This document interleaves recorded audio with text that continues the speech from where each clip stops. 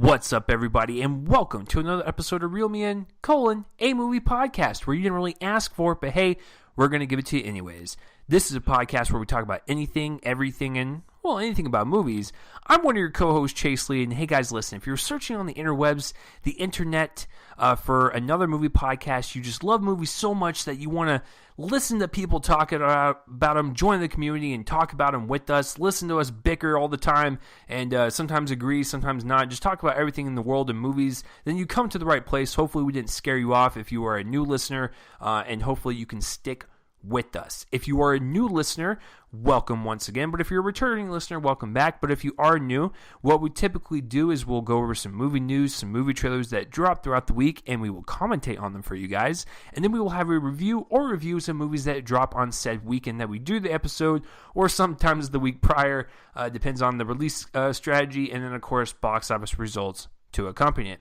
This is episode 253, and on today's docket, the movie's on trial. Now, when Joel came on, a year and a half ago, or around that time, typically we would do two movies and stuff, and we kind of had been a little laxed a little bit, and just kind of done one movie at a time. And so now this is the first time we're actually doing two movies together, and it's fantastic. So the movies that are on trial today are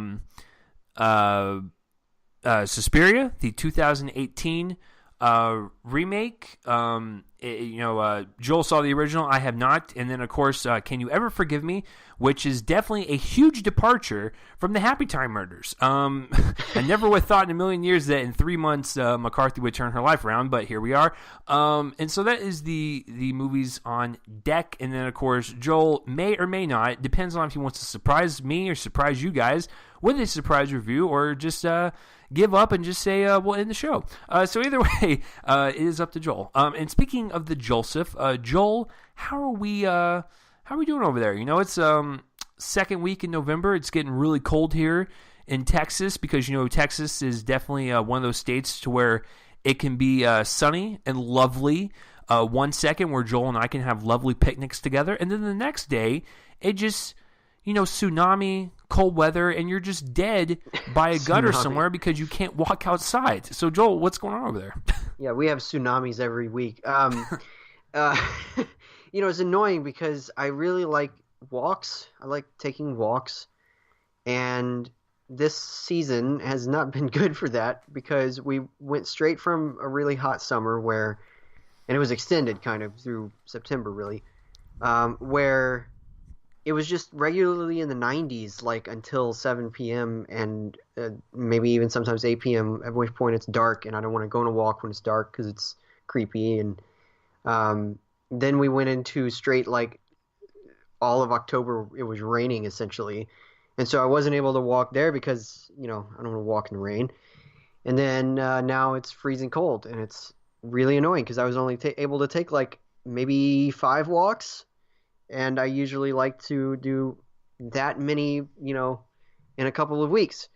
It's really annoying. So, it's been a really fast week. I cannot believe that it's been a week since we recorded. It feels like it was 2 days ago. That's so true. It is insane. I've been suffering from a cold sore this week. It's really annoying. I actually started feeling it coming on when we were recording last week. So that's been annoying. Other than that, I was able to obtain some hard to find movies, some really neat steelbooks while at work. That was really cool. The steelbook, including what was the one that was kind of hard to find? Oh, Oblivion, the Tom Cruise movie. Kind of hard to find that steelbook now, but I was able to find it because my store is awesome. And other than that, just kind of course, saw the 2 movies that we're talking about, a bunch of other ones. It's been your typical week, for sure, except for this freaking cold sore, which is healing. Just it's in the annoying part of the healing where it constantly feels both hot and cold, and it's really annoying. So, other than that, it's been your typical week. How about you? I mean, I'm no doctor or anything, but it sounds like Joel should just stop licking frogs, and maybe he wouldn't have any cold sores, You know or maybe what? that's I warts. I'm enjoy not really that. sure. Like I said, I'm no doctor. I think it's warts, but I mean, if it's cold sores, Joel, stop licking the frogs. All right, so this week has been pretty fun. I got to watch a movie, it seems, every single day. On Monday was The Girl in the Spider's Web. We are not reviewing that. Tuesday was Suspiria. We are reviewing that. And then Wednesday was Widows. And I know Joel is angry because he was supposed to go to that one with me. I have not quite gotten over that. I know. So, Joel is still suffering from it, but that's okay because we're going to, just to give you guys a little tease, we are actually seeing Roma in 2 days, and that's going to be fun. Oh, yeah. But Widows... In theaters. I'm so happy. Yeah, in theaters, by the way. So I know it drops on Netflix for the majority of people, but, if Joel and I see this on Tuesday and we come on the podcast next week and we just rave about it, then you guys need to go see it in a theater because that is the way it should be seen. So, yeah, but Widows, just to give you guys a slight spoiler, I loved it. There you go. So, yeah, kind of a busy week, and then kind of powering through the Harry Potter marathon in preparation for Fantastic Beasts. Bought my Creed 2 ticket today, planning out when I'm seeing Ralph Breaks the Internet. Just getting ready for, the shows for you guys, and, of course, watching other stuff, just at, leisure. And then, of course, it is Oscar season, so a bunch of screeners are coming in, and I got in a bunch of A24 stuff. So A24, if you're listening, thank you. Joel and I appreciate it when not only do we get screenings from you guys, but screeners in the mail or online. You guys are just awesome. And you're probably wondering which ones they sent. Couldn't be the most different from each other. We have Hereditary, which will freak you the F out. Then we have First Reformed, which will also freak you the F out in many different ways. And then we have Eighth Grade, which is a very sweet, somber movie that will also freak you out because you acted that way in middle school, and it's just terrifying. So thank you, A24, for all of that. So very busy week indeed. And, of course, this coming week, my girlfriend's freaking out, Joel's freaking out, and all the Potterheads are freaking out because the newest installment of that movie is coming out. But that will be next week. But, before we get into... this week's show, if you guys could, like this podcast, spread it around, and let people know this is the definitive movie podcast out there. And I just want to say happy Veterans Day to all the people that have, served in the military who are, not serving anymore. We appreciate it. My girlfriend's father is in the military as we speak, so we celebrated all today. It was fun, and let's just say there was some drinking going on, but I can still be professional for you guys. But yeah, just want to dedicate this episode to all the veterans and the current serving military people out there. So, Joel, we always get surprised when the podcast is shut off on each Sunday, and we're just like, it's going to be a light week, right? And it's just like, no, Hollywood just loves to throw a bunch of stuff at us. So what's going on in that news world? Not very much. This is a light week. So first up, we have some interesting news that's related to the recent news that Warner Brothers is bringing a lot of their animated properties to live-action life. And the latest one to be added to that list, which is included thus far, stuff like the Flintstones and Jetsons and Scooby-Doo, or I should say either live action or computer animation. The latest is going to be Johnny Quest. Now, this is not Johnny Bravo. My mom used to call one of them the other one, and anyway, just had to clarify that. Anyway, this is Johnny Quest, which is about the scientist who kind of just go on a bunch of adventures with his two sons, one of whom is adopted, and also his bodyguard. It's previously been attached as I'm sorry. That sentence got lost in its own structure. Robert Rodriguez was previously attached to direct this, but they have a new one. It couldn't be more different than Rodriguez, but it's Chris McKay from the Lego Batman movie, which is a pretty impressive choice. I think this is going to be his live-action debut, I think. I might have to check into that, but I'm pretty sure it is because I know that he's previously been announced to stuff like Nightwing and Dungeons and Dragons, um, bringing those back. But I think that this will be his live action debut. It was a pretty fun show. I don't have an enormous emotional attachment to it. I watched several episodes. I think I watched all of the last season while it was, well, not while it was airing, but while it was sort of in its rerun period on Cartoon Network. But I don't have like an enormous attachment. It was a fun show though, from what I saw. So I think that if they take the right approach to this, it could be pretty dazzling. Lots of effects. There's a lot of crazy stuff that happens in it, first of all, but also just really fun. So pretty good choice. An interesting turn from somebody like Rodriguez, who is definitely going to be in Spy Kids, Shark Boy territory, kind of in terms of his family films with this choice if he had directed. But they've turned it over to somebody who has proven himself in the animation market for sure. The screenplay is going to be from one of the Pirates of the Caribbean folks, Terry Rossio. He's co-writing it with Dan Mazo. And so pretty interesting news. I'm excited to see how this turns out. But what about you? Yeah, I'm not gonna lie. At first, when I saw the story, I had one of those. Basically, I read it too fast type of syndrome, and I honestly thought it was Johnny Bravo at first. And I was like, so the whole movie is just going to be people commenting on this guy's missing leg day in the gym. Like he's going to have this giant body and just walking around with his little chicken legs, and they're going to be like, "Sir, did you skip leg day?" And he's just like, "I'm Johnny Bravo, hoo ha," or whatever his catchphrase was, and then there's your movie. Now that I know it's Johnny Quest, and my brain is working properly, this actually is not a bad idea. Now I realize that the show was in the 60s, so it is a bit outdated. It is from Hanna-Barbera, so they've been in the animation game for, probably 5 times longer than Joel and I have been alive, and so they're not shy about having multiple properties and turning them into movies and whatnot. But I think honestly, when you think about Johnny Quest, and I actually like this movie, by the way, but as soon as I saw Johnny Quest, it kind of reminded me of the Adventures of Tintin almost. I kind of got that kind of like adventure type of boy and his dog type of vibe. They are very similar. Yeah. Yeah, exactly. So I was just like, oh, this is perfect. Now, how is it going to turn out? I have no clue. I have never seen an episode of Johnny Quest, but I know what it looks like. I know what it feels like because mostly Hanna-Barbera shows always look similar. Yeah, pretty much. It's a little bit more adventure based than some of their other ones. Stuff like the Flints, something like the Jetsons, which is sci-fi, was really kind of a sitcom, an animated sitcom. So this one's a little bit more adventure based.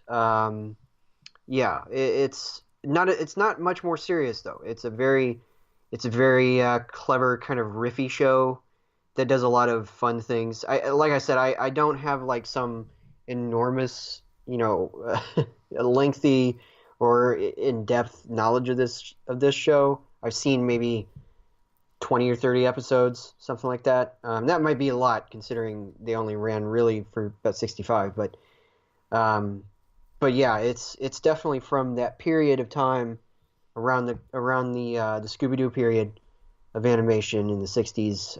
And Hanna-Barbera was indeed founded in 1957. So yeah, it was around for a long time. It's no longer around. They were defunct by 2001. But they were in business for a lot of years. So it's pretty impressive run for sure.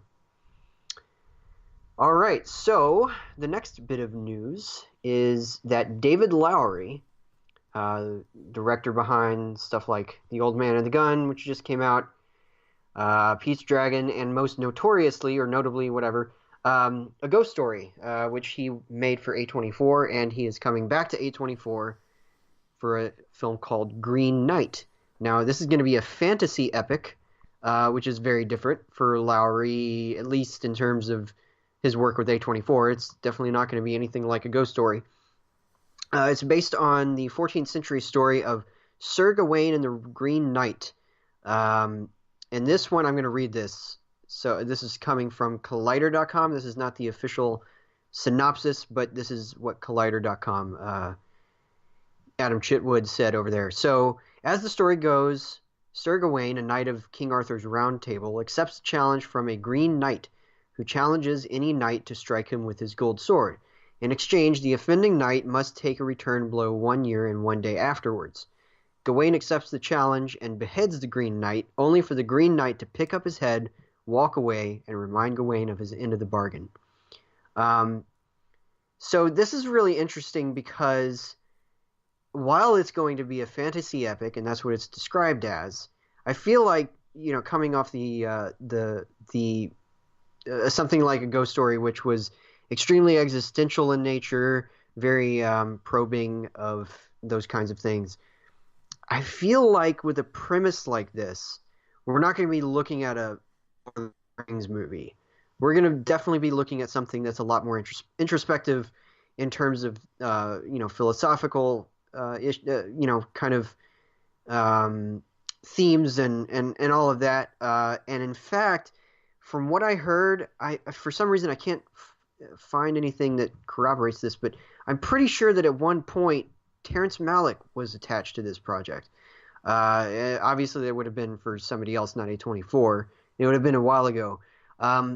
But this is interesting that I think that Lowery's kind of made movies that I think Malick would be proud of. And so it's interesting to consider the fact that they've kind of turned this over to him, given his sensibilities. What I think would be really fun, and this is just me, I think that it would be fun if they had him do the same aspect ratio as a Ghost Story for this big sci-fi epic. I think that would be funny. But anyway, there's no word that they're going to do that, of course. But right now he's writing a Peter Pan movie for Disney, so he's kind of busy. But and he's also, I think, going on to a TV series adaptation of the movie Explorers from the 80s. So this is going to be a while before he gets to this, and then probably a while longer until it comes out. But I like this. I like the premise. It's a really neat premise, very interesting. Certainly a strange premise, and I think that I'm excited.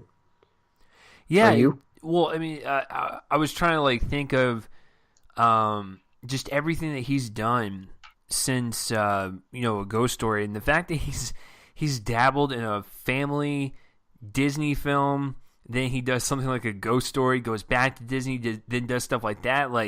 That's so great that he can kind of ping pong his career like that and do something that's a little bit more serious, more heavy in the themes, and definitely more adult, and then do something more for families and kids. I think that's fantastic, and a huge shout out to him because he is from Joel and I's native state and land, Dallas, Texas. Yep. He met his wife here, I believe, and she's also a filmmaker. But yeah, no, this sounds great. I mean, the fact that he's going to work with A24 again. I mean, our friend Mark, he wasn't a Ghost Story in his top 10.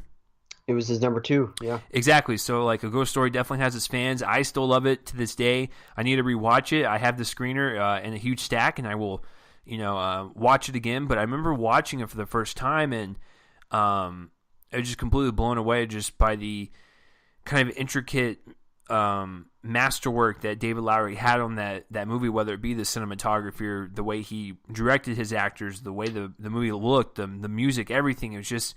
He's so good at what he does in a very independent corner, and then also very good in a very blockbustery friendly corner. So you know what? If he works with A24 again, I'm totally down. I don't care what that guy does.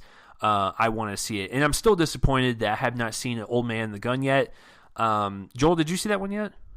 No, I didn't. I'm hoping that Fox sends that. I think that's Fox Searchlight. Yeah, I'm hoping they do, fingers crossed, but if they don't, then sad faces all around. Yeah, it's one that I definitely want to see, and if I'm not going to see it, then I'm going to see it on DVD, but for sure. But yeah, it's he's an impressive director, and A Ghost Story was my number 5 last year, so it's. I think it was my number 8, right, or something like that. So it was in all 3 of our top 10s. I don't know if it was on your list. I think it was outside your list, but I can't remember. I remember my list. Well, and I thank remember you. Mark's list for some reason, but Well, which is disappointing because Joel can usually remember my list for the past 5 years. right, yeah. I'm just trying to think. I feel like Yeah, I mean, you're probably your right. I number don't really eight. I think remember your it number in eight there. was Coco or something. I'm not entirely That's sure. right. Yeah. Okay, never mind. Joel's correct. Yeah. All right.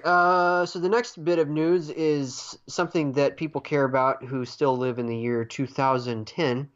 And that is the fact that there is a Shrek reboot on the way, despite the fact that they ended the series in 2010, I think.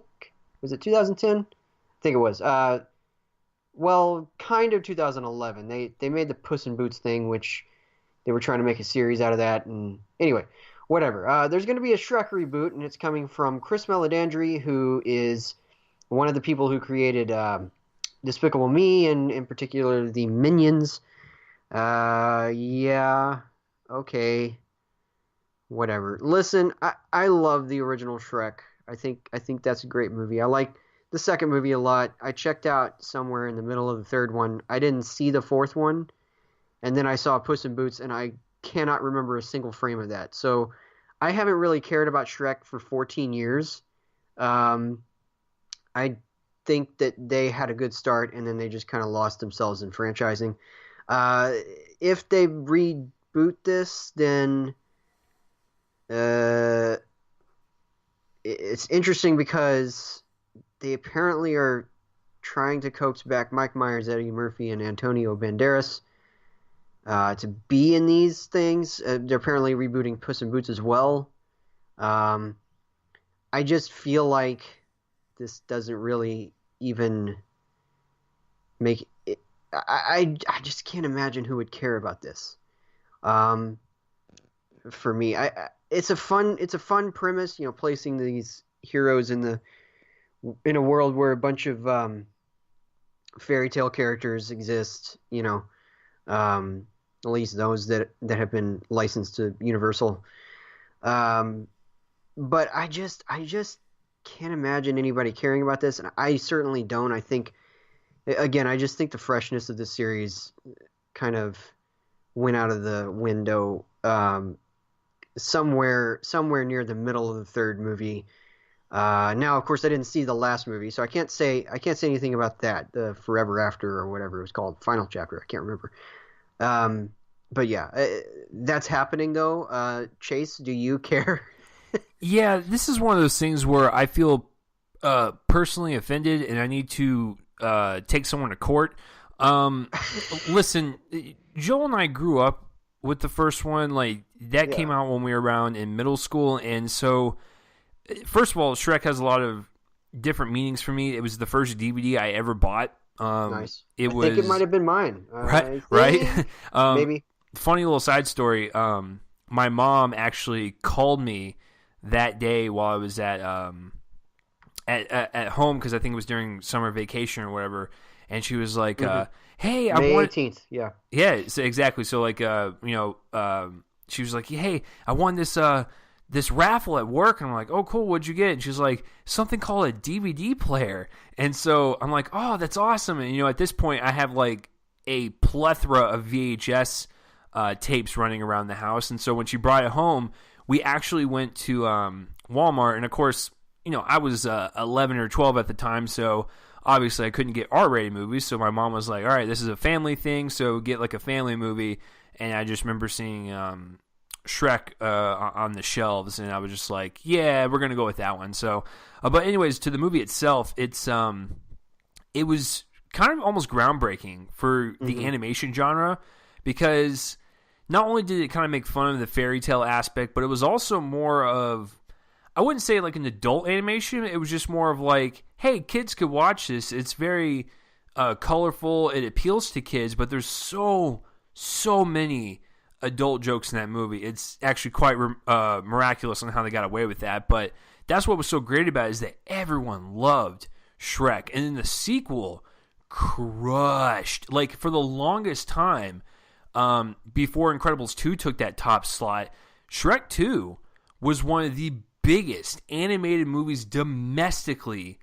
I saw it like 3 times in theaters, I think, the second one. Exactly. Sure. So it's like, it was incredible on how much it made. And of course, I kind of agree with Joel. Once the third one came out and the fourth one came out, I just kind of checked out. I didn't see Puss in Boots. I just don't care. And so going to the notion of making a new one, I got to be honest with you. I don't really care if people reboot things necessarily. Yeah, I might have strong opinions about them, but in the end, Joel and I have no control over them, and it's going to happen. But I'm going to tell you right now,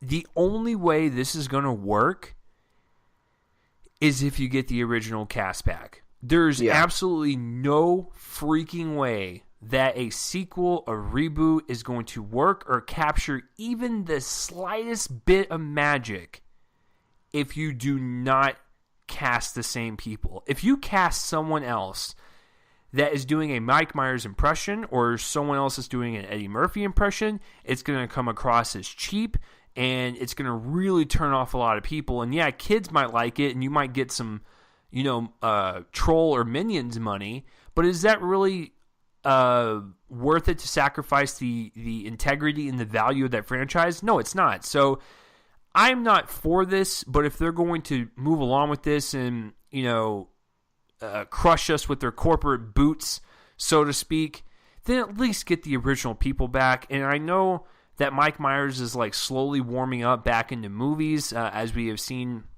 with cameos like in Inglourious Bastards or Bohemian Rhapsody from last week. Like, he's starting to become a little bit more comfortable with being in front of the camera again. So maybe, just maybe, we can bring him back. But I don't know, man. It just seems kind of pointless to me. I feel like this is a franchise and a story that had its run. It did good, and it should just be put to bed.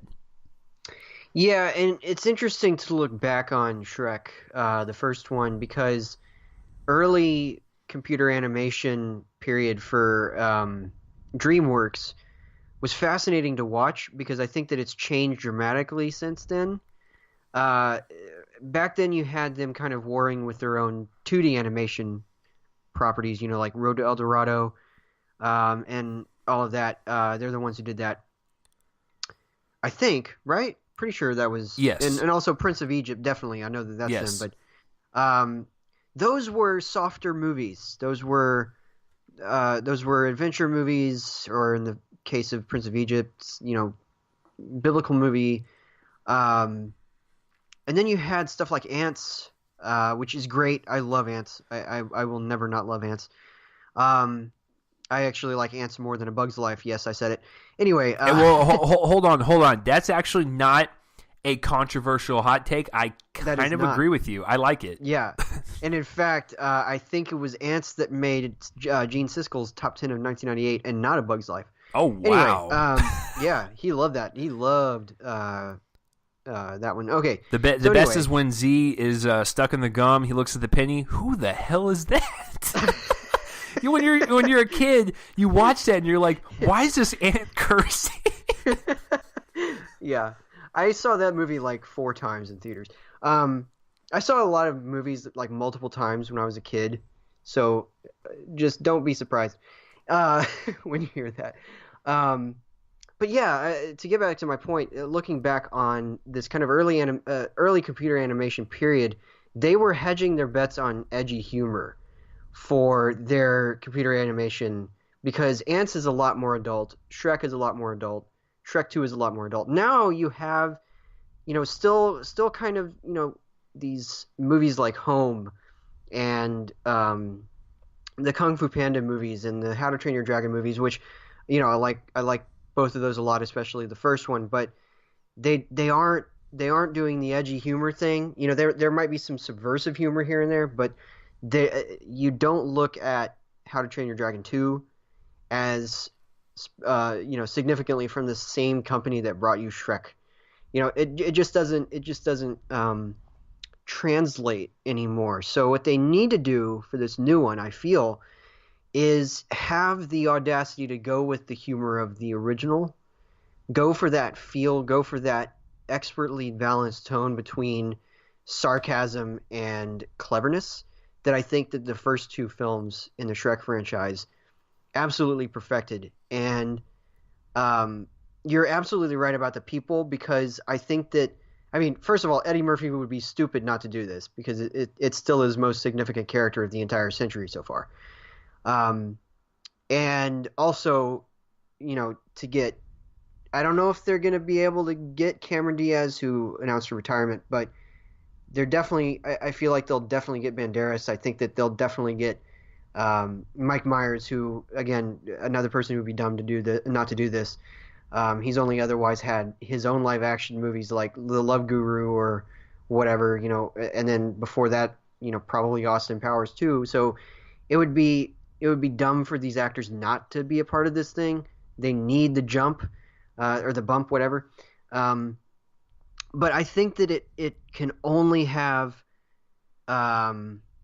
potential if they make clear early on that they're going for this kind of this raucous thing that they had going before.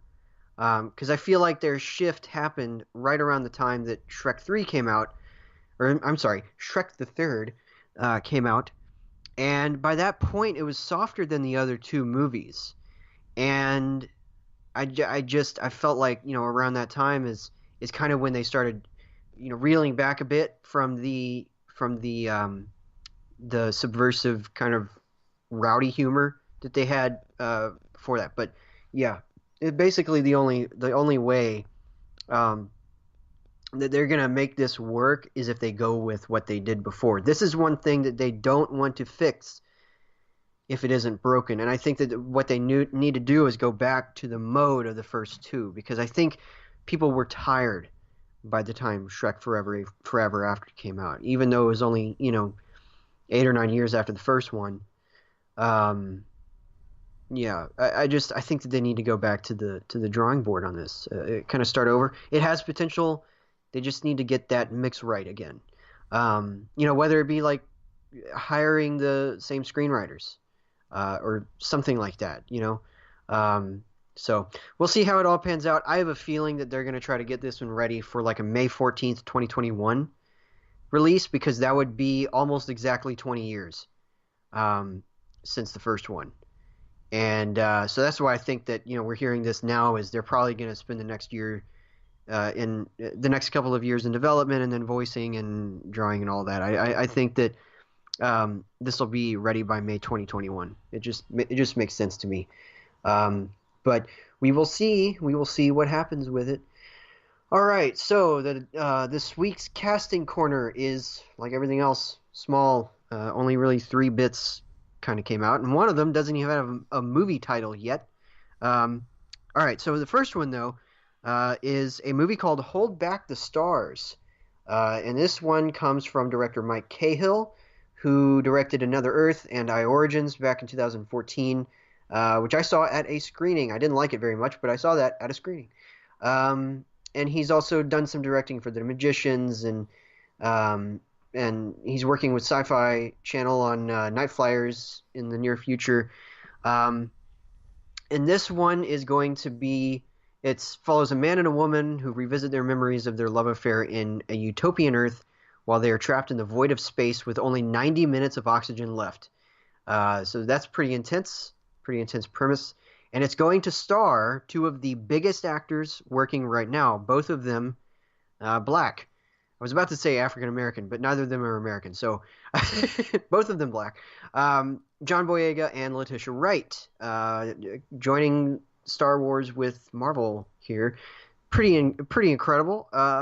And this is a pretty awesome premise. I think that Cahill's vision, he has this very low-key like approach to sci-fi that I saw half of Another Earth back when I was still on Blockbuster Online.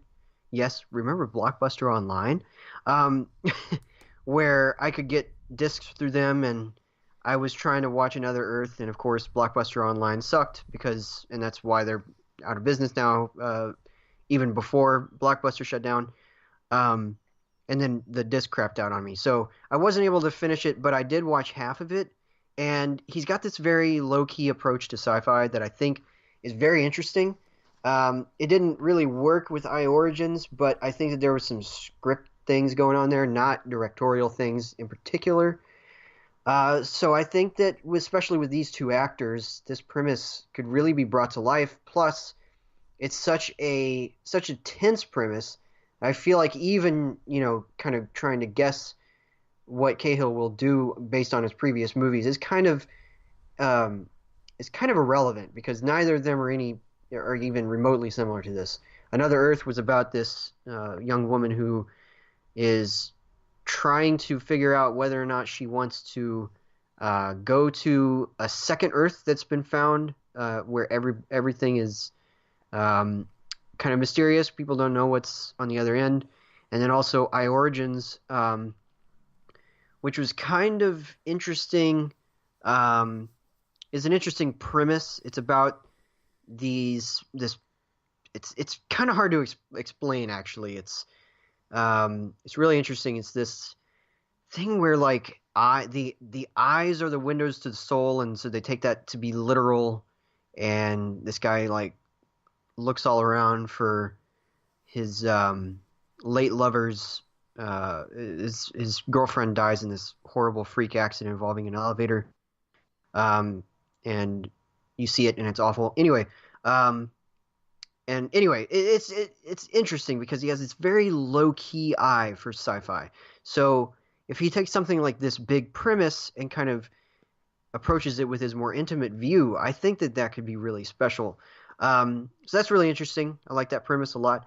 The next one is Mark Ruffalo, who is reteaming. I think he's reteaming.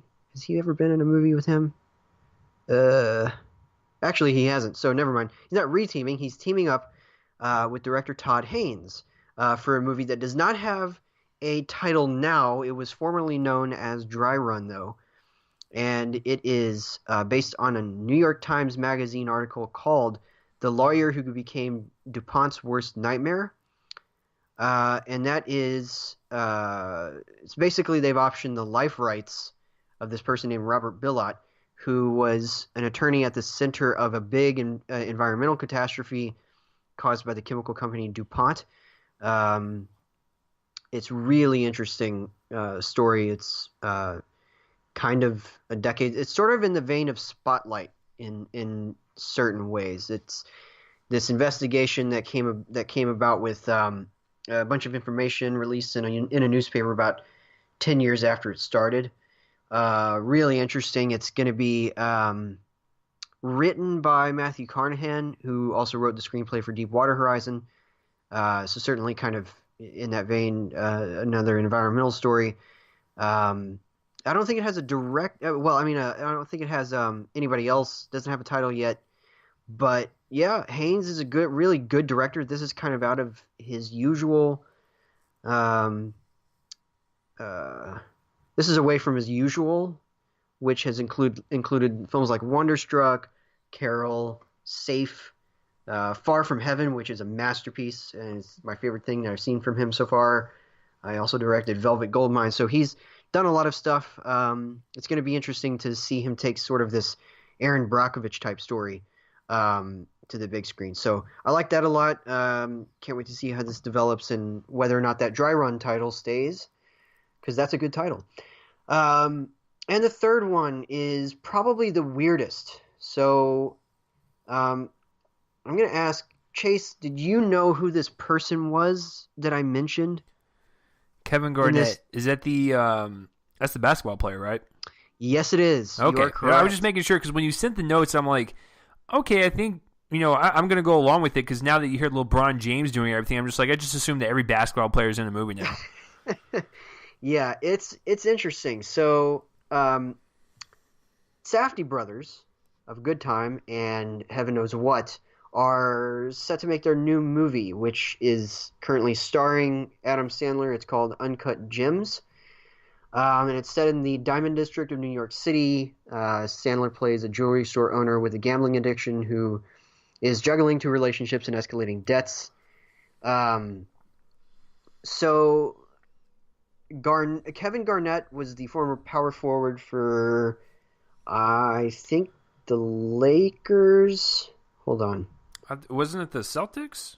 Oh, Celtics. That's who it was. I don't follow basketball teams, guys. Just to be clear, I don't either, but I do know like the bigger names, like a him or like LeBron or like Kobe or something. I definitely know the names. It's like I just forgot which team.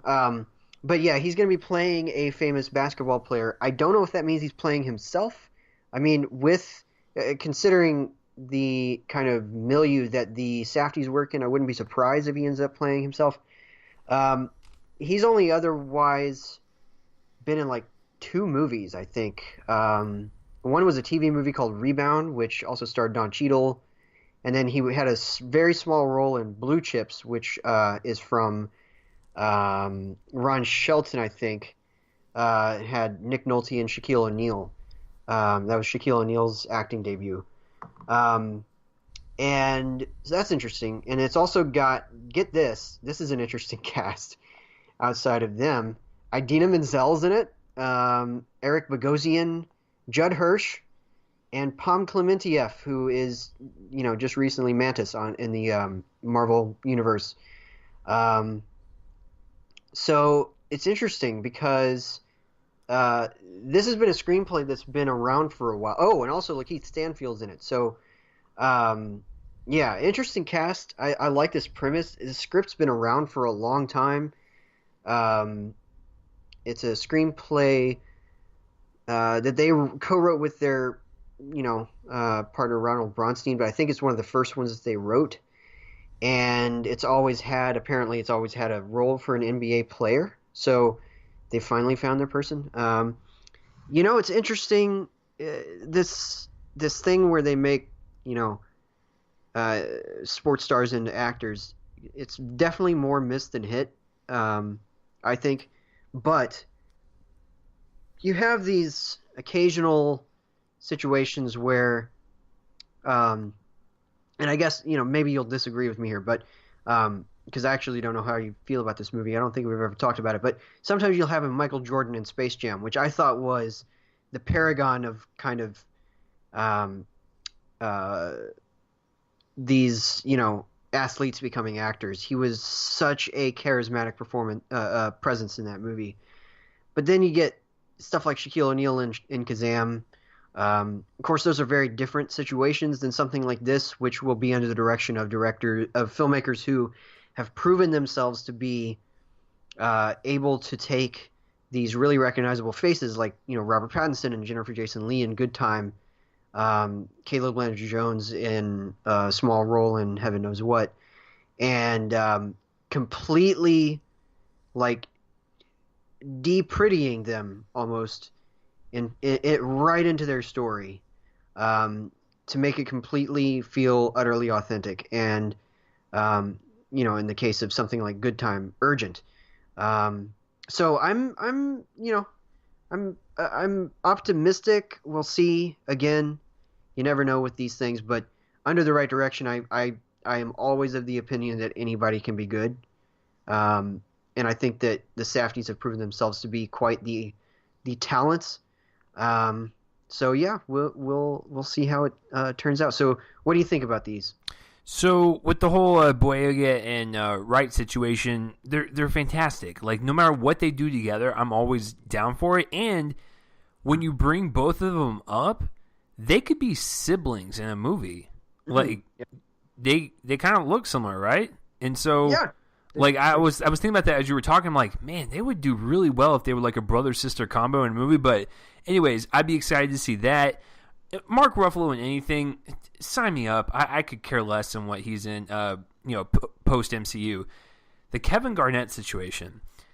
This, if you honestly look at the whole cast list for this Uncut Gems, it has got to be one of the most fascinating lineups I've ever seen in terms of just, here's this weird melting pot of people. It's almost as if the Sadfi brothers are throwing all these weird people in there to try to turn you away from it, but it actually makes me want to see it more, and it's working. Which is what I love. Because exactly. It's always been kind of a thing of mine to see somebody just kind of randomly choose names, put them all together in a movie. Because here, I mean, literally, you have Adam Sandler and Lakeith Stanfield, Kevin Garnett and Idina Menzel. It's just it's just like how is that a thing that's gonna exist? It's crazy. So Yeah, yeah, I totally can't agree. wait for it. And to be honest with you, it is one of my most anticipated for next year. I Yeah, cannot wait for it. Like it's especially from it's after seeing Good Time and yeah. realizing that they are not a fluke from their previous movie. This is the type of combo that I just want to see anything from them, and just hearing the cast and hearing them add these different people and stuff. I am so looking forward to Uncut Gems now, even more so. So I'm gonna go ahead and just jump the gun. This is my favorite piece of news because just to add more people that completely just throw it off, and I would be down for it. But yeah, Yeah, I cannot wait for it. this might be mine too. I might Wait. I So might I might go with the David Lauer thing. Maybe, but yeah, it's kind of between the two for me. yeah, So it's just anything with Uncut Gems is just something that just makes me more excited for it. And side note, did you see the set photos of Sandler and like his weird outfit and like glasses or yeah, whatever? It's yeah, just like, totally, oh, I totally can't wait. crazy. Yeah, really funny. So, all right, guys. Well, let's move into the trailers.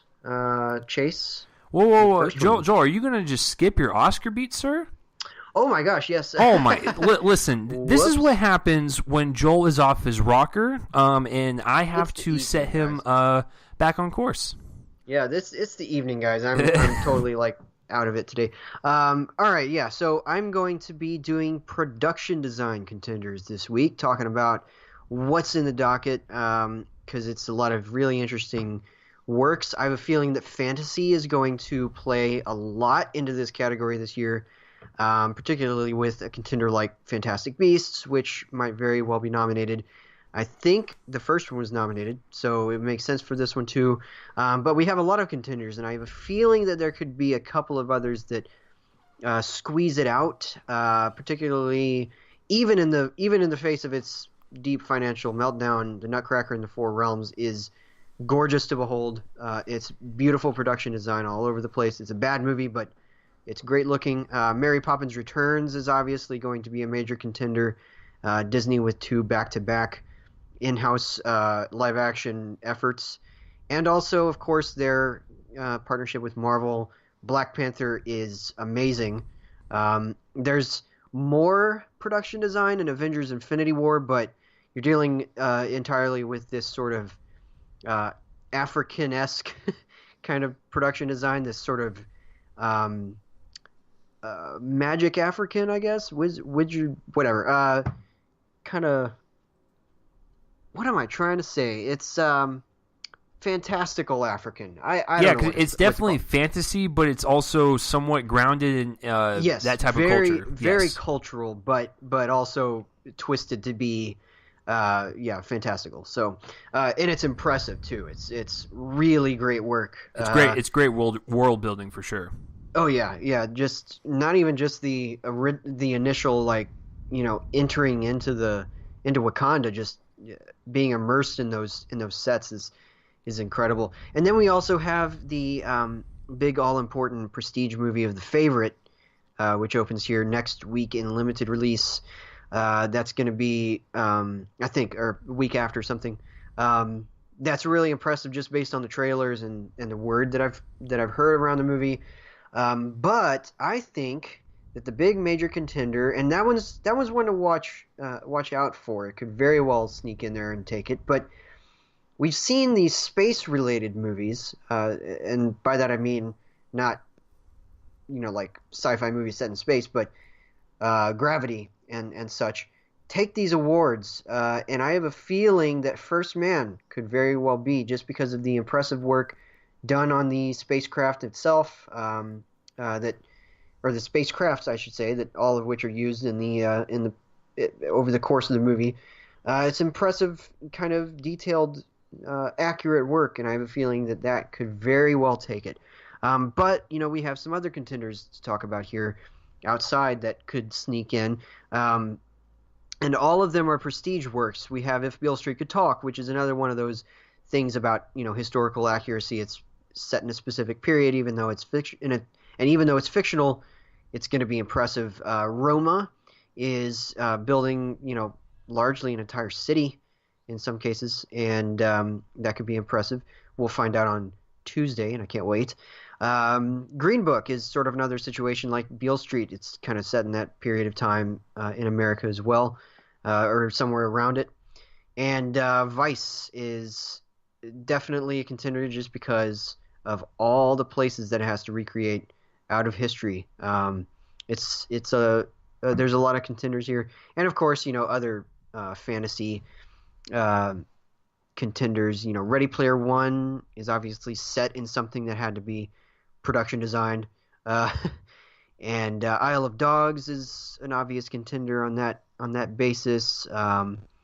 Even something like Welcome to Marwen, Mortal Engines, which we haven't seen the trailer, but we saw the teaser trailer. That's definitely in the conversation, just based on what we saw there. And even like Ballad of Buster Scruggs, which is obviously from the Coens and their regular collaborators in the production design department, whatever their names are. I remembered it just a minute ago, but now I don't. And also something like Colette and Mary Queen of Scots, period set dramas are all definitely ones to watch out for. So, but for right now, I have a feeling that First Man's to the top, if only because I feel like it's a major Best Picture contender, even with its financial meltdown again. It's a movie that critics love, that audiences love who've seen it. It's just not enough people are seeing it. But I have a feeling that it's going to have staying power on the scene, if you will. So we'll watch out for the favorite. That's definitely number 2, but I have a feeling right now First Man is at the top of that list. So do you have any thoughts there? I mean, I kind of agree with you. Like, First Man is definitely one of the top contenders, not only because of what you said about the spaceship, really designing it to look and feel like an authentic spacecraft, but also considering the time period that it's in, making sure like the houses and the neighborhoods and the clothes and all that stuff look authentic to the time period. So you're dealing with actually 2 different set pieces that are really integral to the setting and the story. And you were so right about Black Panther. I mean, I to this day, I'm still not overhyping it like some people, but I still will acknowledge where it succeeds. And as soon as the ship burst through the barrier and you get the amazing score and then the production design and just the overview look of Wakanda, it's kind of breathtaking, where it's like Joel's right, it is a comic book, so it is living in this fantasy world, but it's also grounded in real African culture, and so that's why it's so great to look at. And of course, we haven't seen The Favorite yet, or If Beale Street Could Talk, but those are definitely contenders. Maybe Vice, we haven't seen it yet, but maybe like a mid-90s where it's going to kind of capture that time period. So there's a lot of different type of time period films that could easily squeeze in there. That's what's so great about like production design and costumes, is that even if you make a movie set in the 90s or if you make a movie set in the 1700s, everything is eligible if it's done well, and that's what's so great about it, because you can span across many different decades, and you might see something like from the 90s in there, and something from the 1800s or the 1700s or from the 60s, and that's what's so fun about this category. It could literally go either way. Yeah, it's definitely fascinating to see.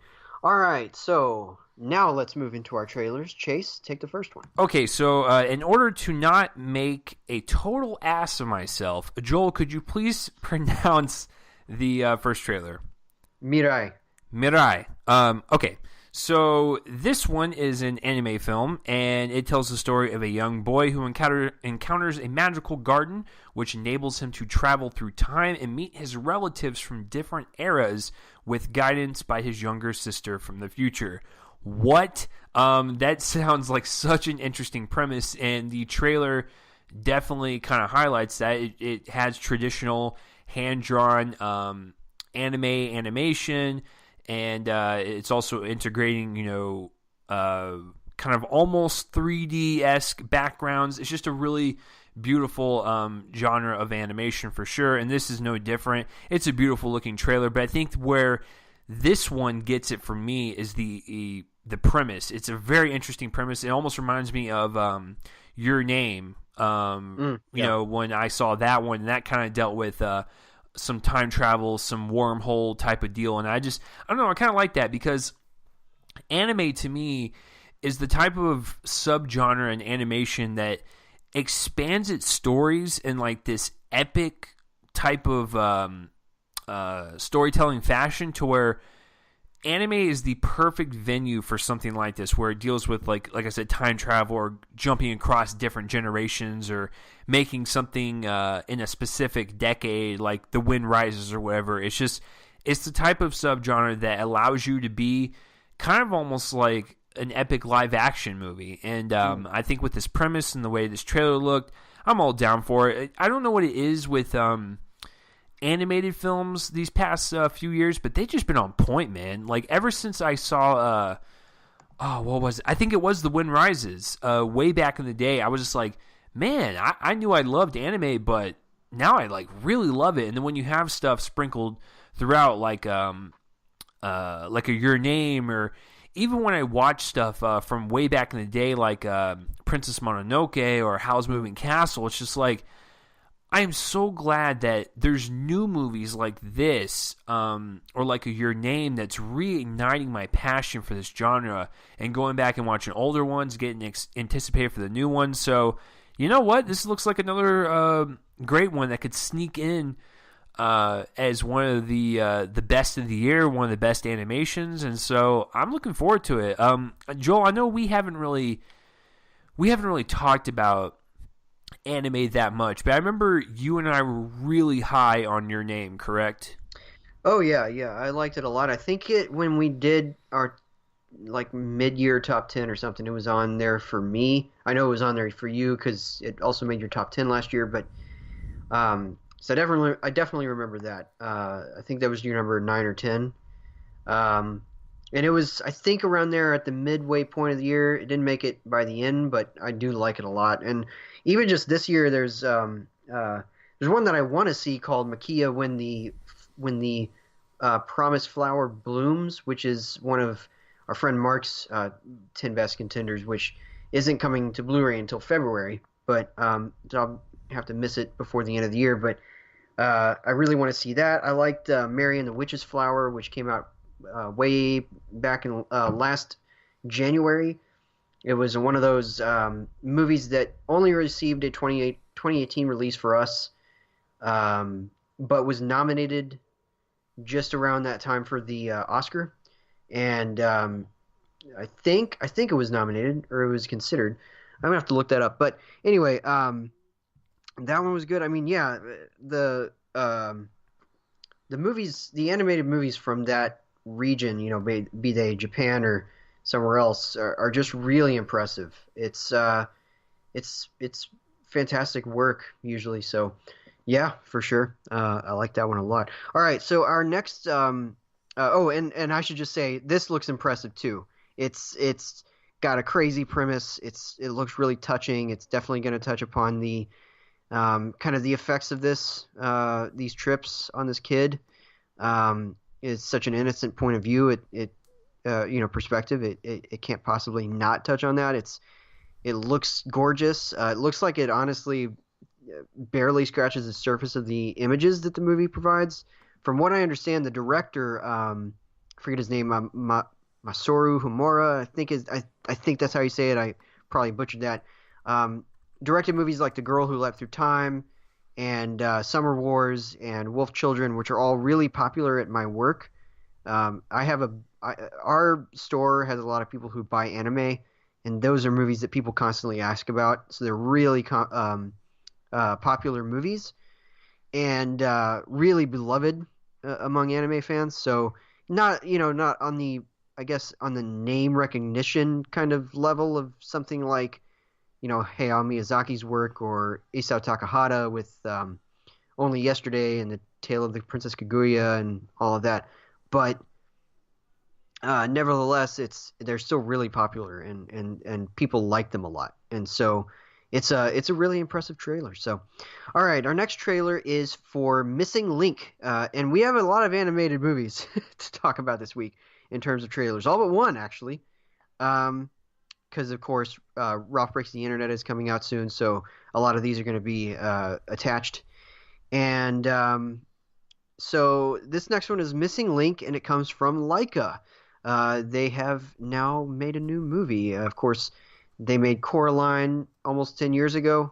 Oh my gosh. That's still their best film, I think. They've made a bunch of good ones, though. They made The Box Trolls, Paranorman, and then most recently Kubo and the Two Strings. And they're back. They have one called Missing Link, and this one is about an investigator of myths and monsters who goes off trying to find the missing link. Of course, that's the thing that supposedly connects humans and the primitive ancestry of man that's missing. People want proof about it, and that's the form that they want it to take.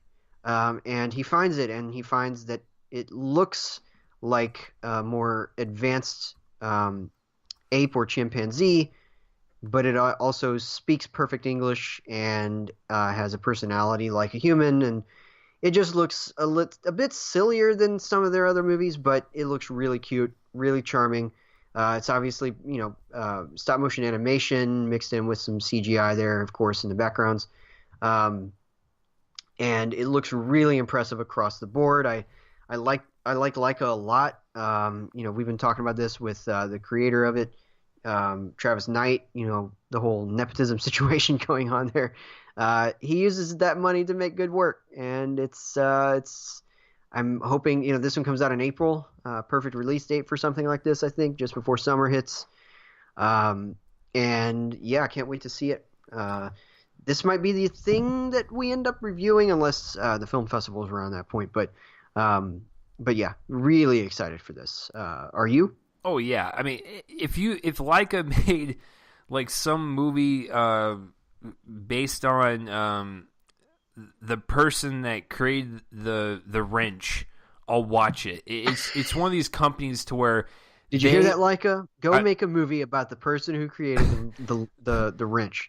just call it wrench, and people will just be really confused. No, and that's because we've been talking about this for the longest time, and I absolutely hate nepotism, but you know what? I have to give Travis props. The fact that he comes from the Nike family, and he is taking his money and using it to create art like this is kind of inspiring, and I have to give Laika the biggest props because I've liked all their movies up until this point. Even some of them I would even say are some of my favorites in the genre, like the subgenre. But I gotta be real and also look at the numbers. Their box office numbers are horrendous. Like, they all fail at the box office. And what's even funnier about Missing Link is the most expensive one they've done. All the rest of them have cost about $60 million. This one cost $100. And so I'm like, they keep not returning investments over and over again. I just don't know how much longer you can go. As much as Joel and I love the studio and we want them to be in this business as long as possible, just reality-wise, I just don't know how much longer they're going to keep it open if they keep flopping like this. And you know what? Missing Link, I kind of agree with Joel. It doesn't look... I'm not going to say it looks like the worst one out of the bunch so far, but it definitely looks like, the more, I guess, like, kid-friendly one, because at least with the other ones, it was more, like, Kubo and the Two Strings was like it was an adventure epic. Coraline that was their most adult one, or their most mature one, I should say. Yeah, exactly. So far, Coraline was super mature. Paranorman was really mature, talking about grief and loss, and then you have Box Trolls, which I guess that more ventured into the more kiddie stuff with like the box trolls themselves, but it was still more of an adult type of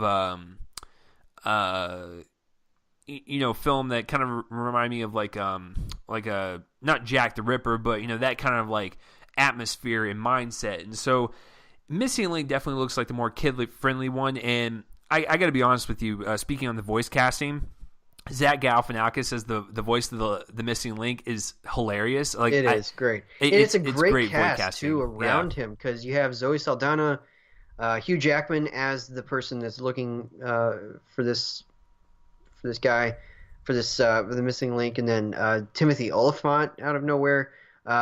Stephen Fry is apparently in this. Emma Thompson. So yeah, it's like a really kind of quirky cast. It's not one that you'd expect. It's from the director of Paranorman, by the way. That's the last one that he did. Yeah, and I think he wrote another one. But so I'm hoping that, to go along with your point with like it kind of looks a little silly, a little goofy. I'm hoping that there's a lot more to it. Like once we see it, and this was just more of a trailer to get the kiddies like interested in stuff. Yeah. And I usually don't laugh during trailers because I have a dark soul. I mean, Joel knows this because he too has a dark soul. But one of my favorite parts about the trailer is when they're on the train and he's like, "Man, it's really hot in here." And he just punches the window. He's like, "That's better." It's just little fast stuff like that. And with Zach Galifianakis' voice coming through this character, it makes the movie more lively. And he kind of uses his buffoonery, ironically, that he used in The Hangover, and he just kind of applies that to this, and I just it's great. All these people that are extremely down on the Galifianakis, please watch more of his stuff. Like he's been in dramas since his Hangover trilogy, but he's such a great actor given the situation, whether it is a drama or a comedy or even animated stuff, because he's not new to this. Like he's really good at what he does, and there's a reason why he was cast as the main character. So I can't wait to see it. All right, sir. What is the third trailer? Do I really have to do this? Because this is one of those things to where Joel and I went into extreme lengths to like talking about this trailer a while back. But the reason why Joel put it on the list is because his rule of thumb is if it's extremely different than the first one, we talking about it. And believe it or not, it's so different, you can definitely tell which one was made by Warner Brothers and which one was made by Netflix.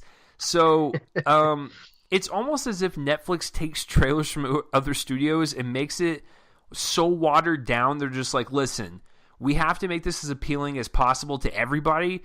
So just make it look super generic, and we'll just throw our name in the bottom right-hand corner. So this one is not Mowgli, but Mowgli Legend of the Jungle. And, this is so funny to talk about because Joel and I reported on Andy Serkis taking over the project what seemed like 5 years ago. We talked about when the first trailer dropped. We talked about when Netflix bought the rights, and now we're talking about Netflix buying the rights to a Warner Brothers movie that we talked about 5 years ago.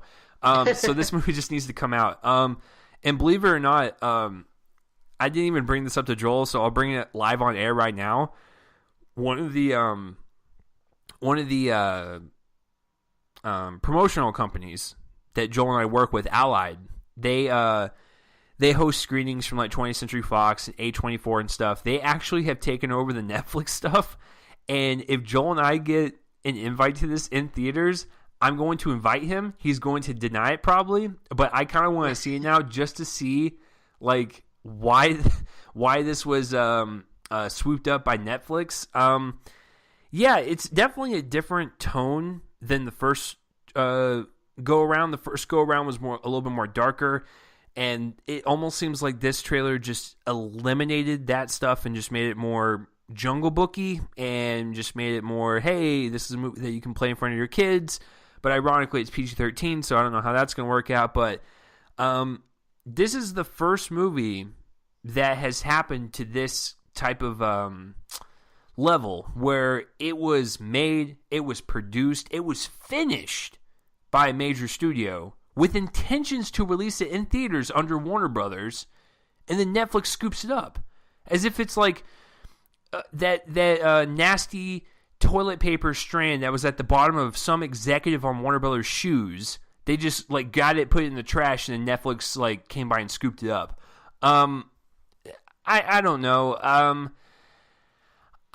I remember when I was talking about the first trailer, and I was like, hey, this looks pretty good. It's unfortunate that it has to follow the footsteps of a Jungle Book, but here we are. I do like the fact that it's PG-13. It's going to go a little darker, but this trailer just makes it seem like it's one of those movies that Netflix dumps on a Friday and everyone forgets about. I don't know how well it's going to do. We will never know because Netflix doesn't release their numbers, but I'd be curious to know how it does do, given the fact that this was going to have a release by a different studio. So, and it's going to be in theaters in limited, in a limited amount, because I think Netflix will want to push this for maybe visual effects or some technical stuff for the Oscars, and that's why they're doing it. But yeah, I could care less. It actually makes me less interested now, ironically. So I don't know. Joel, I didn't even talk about the title change. I think it's kind of stupid. White Legend of the Jungle. It makes it almost seem like it's a Netflix original now. It's just, which technically, legally, it is now, but still. Joel, does this trailer raise your enthusiasm, or does it drop it into the abyss? It drops it. Yeah. Here's the problem. It suddenly looks so generic. Yeah. And it's like, I just saw this in 2016, and you know, you've been saying that. That's been your line on this since the beginning, that, you know, we had just seen this from Disney. And for me, I felt like I was, because of Circus's involvement and because the first trailer was so kind of intriguing, I was kind of resisting that line on it. But nope, it's pretty much the truth. We just saw this story happen just about 2.5 years ago. This thing has gone through the ringer. It was originally supposed to come out last year. Then it was going to come out earlier this year. Then it was going to come out last month. Then it was going to come out sometime next year. And now it comes out in like 2 weeks suddenly. Because that's Netflix's other thing, is that they don't release trailers for their movies, their original movies, until like 3 or 4 weeks ahead of time. So, because they know that they can get away with that. And yeah, it's super annoying. It just looks so generic. You know, I like the cast, but the visual effects looked better to me 2.5 years ago, or whatever, however long it was. And that's not a good thing. I feel like particularly Baloo looked way better a couple years ago. And the integration of the visual effects with the backgrounds looks better. And, you know, we're talking about a movie that's finished. I mean, it's not even in post-production. It comes out in 2 weeks. So I don't know if I'm going to see this that week. I might. We'll see. I might wait a while on it. But yeah, I'm not particularly interested anymore. It's not my least favorite trailer of the week. Oh boy, thanks for Joel for giving me that one, and we'll talk about it soon. Oh boy. But well, actually, I don't know. We might be talking about different ones. But anyway, we might be, but it's either one of those two. Yes. If it's not one, it's the other. Anyway, but yeah, I don't have much interest anymore. It's interesting because I heard right before the trailer came out, I heard that we were getting it in a couple weeks. I was like, whoa, they're releasing this already? Because I saw that there was like a new poster or something, and they were announcing a trailer like the next day or something, and part of the article said that it was coming out on the 28th in limited theatrical release in time for I think it's the 28th or 30th or whatever, in time for the 7th when it's going to drop on Netflix for everybody. I was like, oh man, that's really cool. And then the trailer comes out, and it just looks like I don't know. It looks very generic and boring to me. So, yeah. All right. So our next trailer, I will admit to you that whenever I saw that there was this trailer, that I had to search in my mind, did I see The Secret Life of Pets? And I did. I saw it when it came out. I remember a little bit of it. I think I gave it like a B-, but I don't, or something. It wasn't on this it wasn't on the show, of course, but I think I gave it something like that. But I couldn't tell you what the plot of it was. I don't know. Anyway, they have a second one coming out. They've recast the lead role from, of course, Louis C.K., which would be awkward right now, with Patton Oswalt, which is a great little recurring Parks and Recreation guest star switch up. I think that's fun. And this one is obviously, again, going to be about how all the animals can talk to each other. There's a bit of a funny thing right in the middle of the trailer where the dog has been taken into some sort of a veterinarian, and the cat that he finds himself next to tries to kind of calm him down. And some of the dialogue there is fairly like pointed, and then it becomes this minute-long, or not minute-long, I guess, but 30-second long like spiel about how funny mental illness is, and it made me incredibly uncomfortable. That's the entire gag, the entire thing from the punchline to the payoff, and it's just, I don't know. It's just incredibly tired. I don't know why they're making another one of these other than the fact that the first one made money. Oh, wait, never mind. That's why. Yeah, I don't care. It doesn't look good. Even the animation looks kind of second rate compared to the first one to me. That's if, this is mostly finished, but yeah, I don't care. I had forgotten they were making this. I think I'd heard it a while ago. Maybe we reported on it. I don't remember, but yeah, I'm not remotely interested. Did you even see the first one? So I have two things on this trailer. One, I did not see the first one. So I have no idea what the storyline is or whatever, but I do remember the marketing for the first one. And the very first trailer is exactly how this one was, which was, it was just a scene in a setting where, like, because the first one was in the apartments, wasn't it? I think it was in the house. Yeah, it was in the apartments, and they were going across all the different animals. I remember the cat was like eating stuff out of the fridge, and it became fat and rolled over. I was like, oh, it's whatever.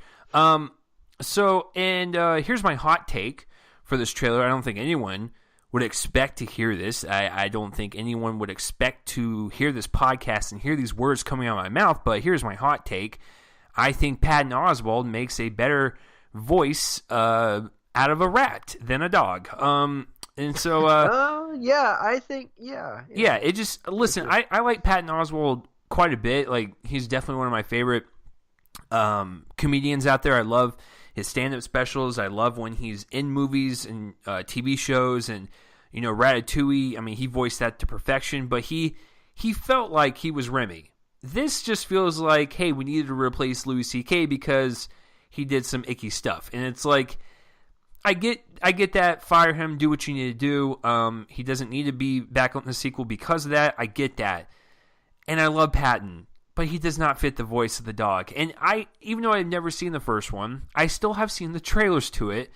And I don't like Louis C.K. now, but back in the day when we were not knowing of all this stuff, I thought he voiced the dog fine. Like, he wasn't like, perfect for it or whatever, but I think Patton Oswalt is slightly worse.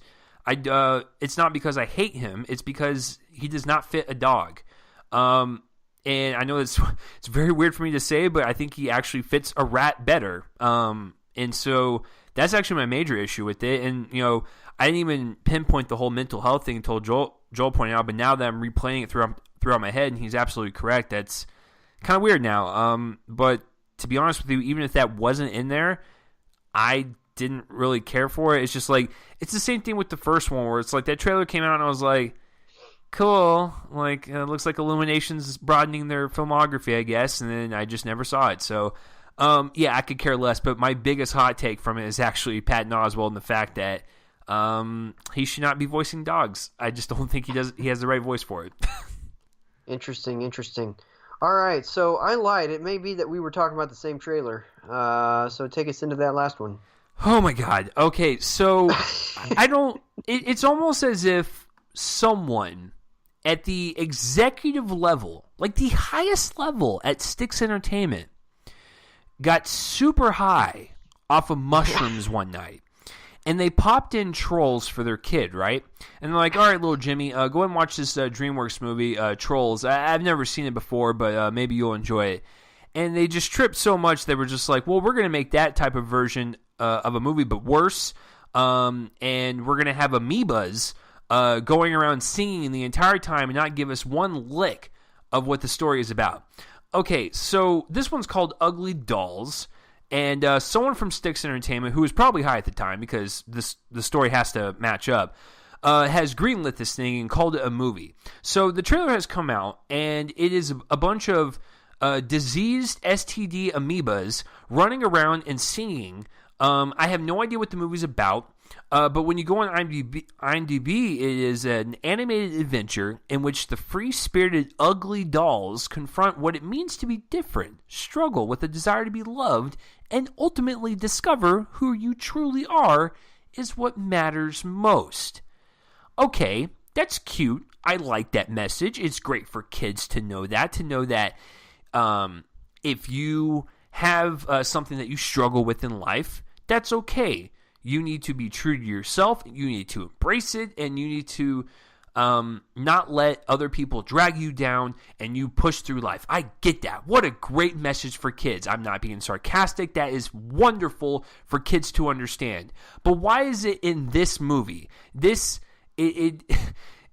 Once again, are these amoebas? What are these things? They're not ugly dolls. They are something. And they're running around and they are singing. As a trailer itself, the movie could be the best thing that Joel and I have ever seen. But as far as the trailer goes, it is a horribly constructed trailer. I had no idea what it was about.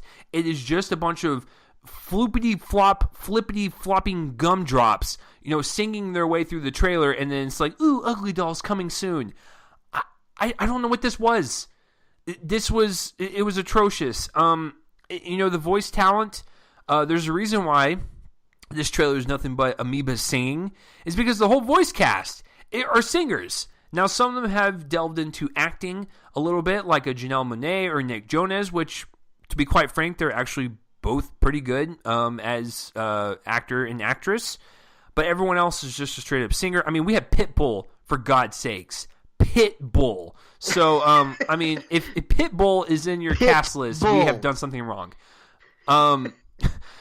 I don't know what this is. I don't care for it. It looks stupid. It looks like Styx is trying to create their own Trolls franchise, and they're going to have this great message behind it, which, once again, that's not a bad thing for kids, but it looks like that messaging is going to get lost through very marketing, product placement heavy type of movie where they're just like, we just need to create a movie to create products, and that is irritating to see. I noticed the same thing when I saw Trolls, Minions.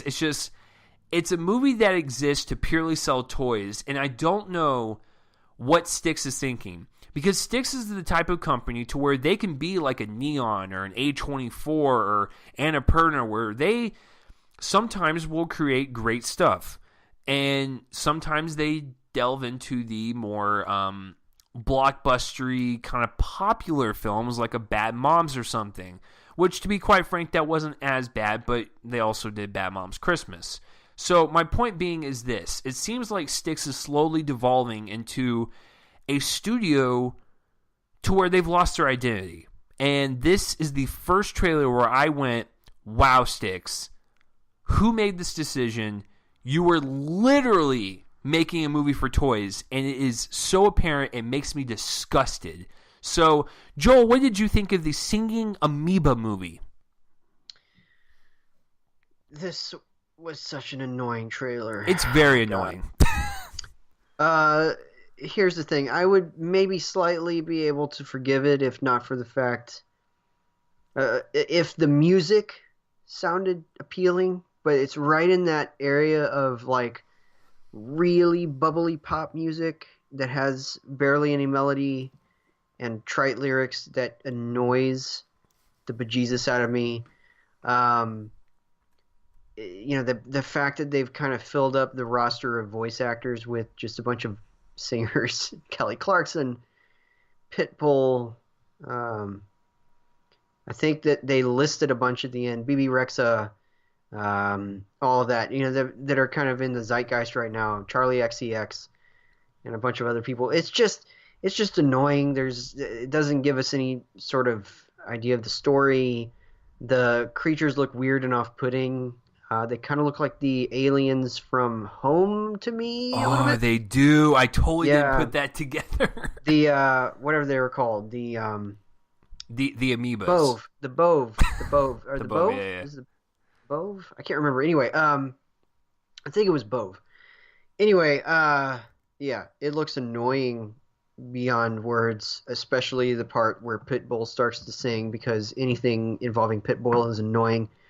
That's me. I'm officially on the podcast saying I don't like Pitbull. He's annoying. His voice sounds like he puts his vocal cords into a grinder. Anyway, Joel has I think Joel has said numerous phrases throughout 2018, but I think I do not like Pitbull is probably my top 3 favorite things that he said on the podcast so far this year. well, thank you. Yeah, anytime he comes up, I will bring it back. So bring it. Well, what is his thing? What does he call himself? It's like, never mind. Anyway, here's what I'll say. I'll bring it back like Kodak, because he brought up Kodak in one of his songs in a context that makes no sense to bring up Kodak. So I'll just bring it up in a context. It makes no sense to bring up Kodak. I'll just make a joke out of that. Anyway, so yeah, it looks annoying. It's my least favorite trailer of the week by far, even in the face of something like Secret Life of Pets 2. This looks particularly heinous to me. So when does this come out? Yeah, I don't remember, but yeah. Who cares? Who cares? Yeah, exactly. At best, I will see this whenever it comes out on DVD. May 10th. Of next year. So yeah, let me read off this cast list real fast because it's like this weird collection of people. Most of them singers, like I said. So the singers are Kelly Clarkson, Pitbull, Nick Jonas, Blake Shelton, Janelle Monáe, BB Rexa, Charlie XCX, Lizzo, and then you have a bunch of other actors, mostly comedians. You have Wanda Sykes, Gabriel Iglesias, Emma Roberts for some reason. And then you have this person named Wong Leehom. I think he's probably he or she is a newcomer. I guess. Anyway, yeah. So whatever. It's apparently based on a toy line. I didn't know that. But yeah, and it's from the director of Shrek 2 of all things. Oh, rest in peace. That Yeah, sounded like right. the most depressing thing. Like we were just talking about how Shrek 2 was great, and it's like now Yeah. you're doing this. And now this. Yeah, crazy. And apparently it's Styx Entertainment's first animated movie. I didn't realize that. Yes. Yeah. All right. Well, anyway, let us know what your favorite trailer is. I know the Chase's is Ugly Dolls, and Ugh. mine. I'm just kidding. Would you say maybe Mirai? Yeah, I think by default. I mean, Yeah, pretty much. yeah, I mean, I really like Missing Link just because We of the kind studio, of went. but yeah, I agree. It's We kind of went from best to worst. we did. We went from like that was not intended. I just alphabetized these because that's what I do. But it just so happens that it went from really good with Mirai to good with Missing Link to okay with Mowgli, and then to kind of bad with Secret Life of Pets 2, and then to really bad with Ugly Dolls. So like that's yeah, kind of Mirai, amazing. just kind of because of that. Interesting. All right, so let's move into our reviews, and we're going to start out with Can You Ever Forgive Me? This is the new movie from director Marielle Heller of The Diary of a Teenage Girl, and it stars Melissa McCarthy as Lee Israel, who was a Down on Her Luck author in 1991. She's the author of a couple of marginally popular biographies, particularly one that about, I think, Estee Lauder, that made the New York Times bestseller list, but now she's scrambling for jobs. She's months late on her rent. Um, and she's got to find a way, and she's also got an ailing cat and no way to, heal him. Um, she's got to figure out a way to make money, and she does this by at first embellishing and then outright forging letters, literary letters from popular, renowned authors and celebrities, personalities, a couple of comedians. And it works. She ends up making kind of a mint on this for the short time that she was able to do it, until the time came when she was arrested by the FBI and sentenced to probation and community service. This is all a true story. I'm not really actually giving anything away. If you look it up, you'd find out everything.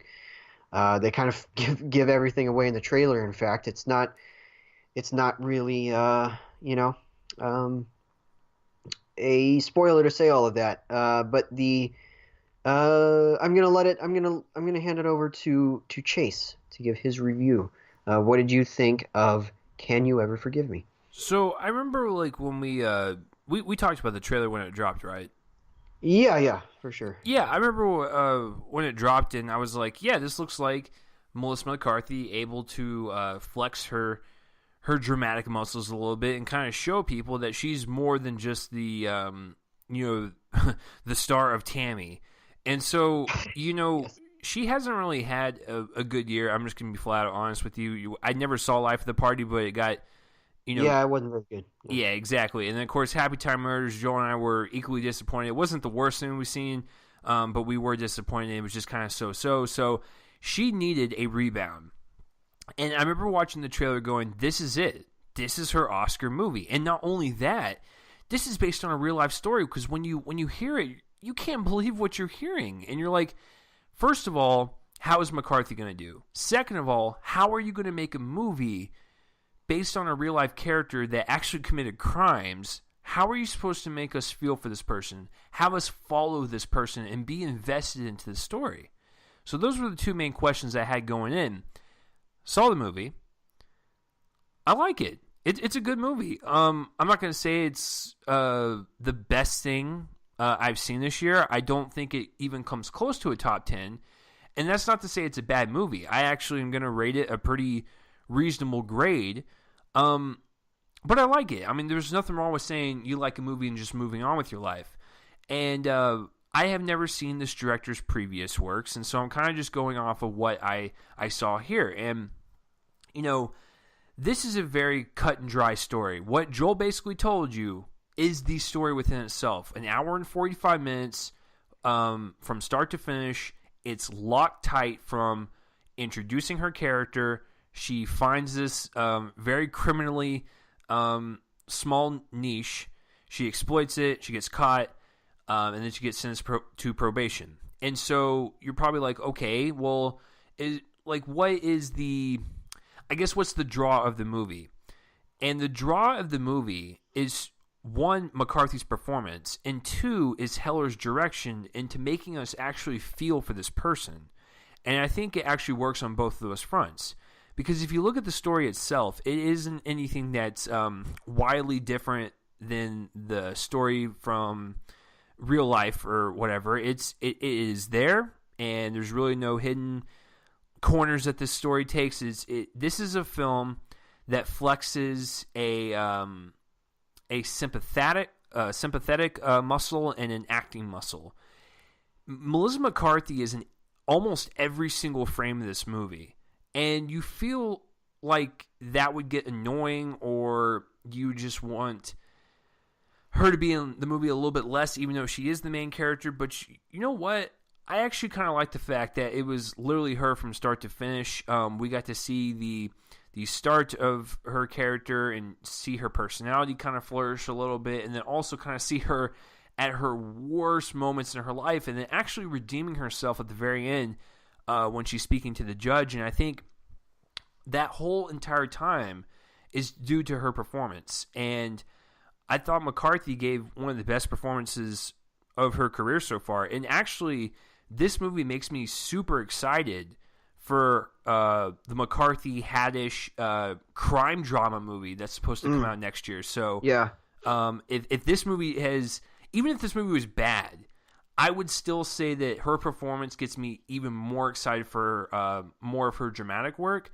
And I just thought there was such a tenderness to her performance. I also thought that McCarthy in real life has kind of like this snarky, very roasty personality where like she's kind of closed off from the world a little bit in this movie, and like she fires at people and she jokes with a lot of people. And I feel like that's actually McCarthy's personality, but it works for Lee Israel, which I've never read up on her. I've never even knew this person existed. And, you know, I feel like if she was like that in real life, then Melissa McCarthy was the perfect casting for this, because she brings her real life personality to this, but we also get to see a tender side to not only Lee Israel, but also Melissa McCarthy. And it's actually, there was a couple moments that actually got me where I didn't think the person that took a dump in a sink in Bridesmaids would make me cry for one of her characters. So, I mean, that's a testament to how good she is. Only cry with laughter when she took a dump in a sink. Exactly. That was such a great scene.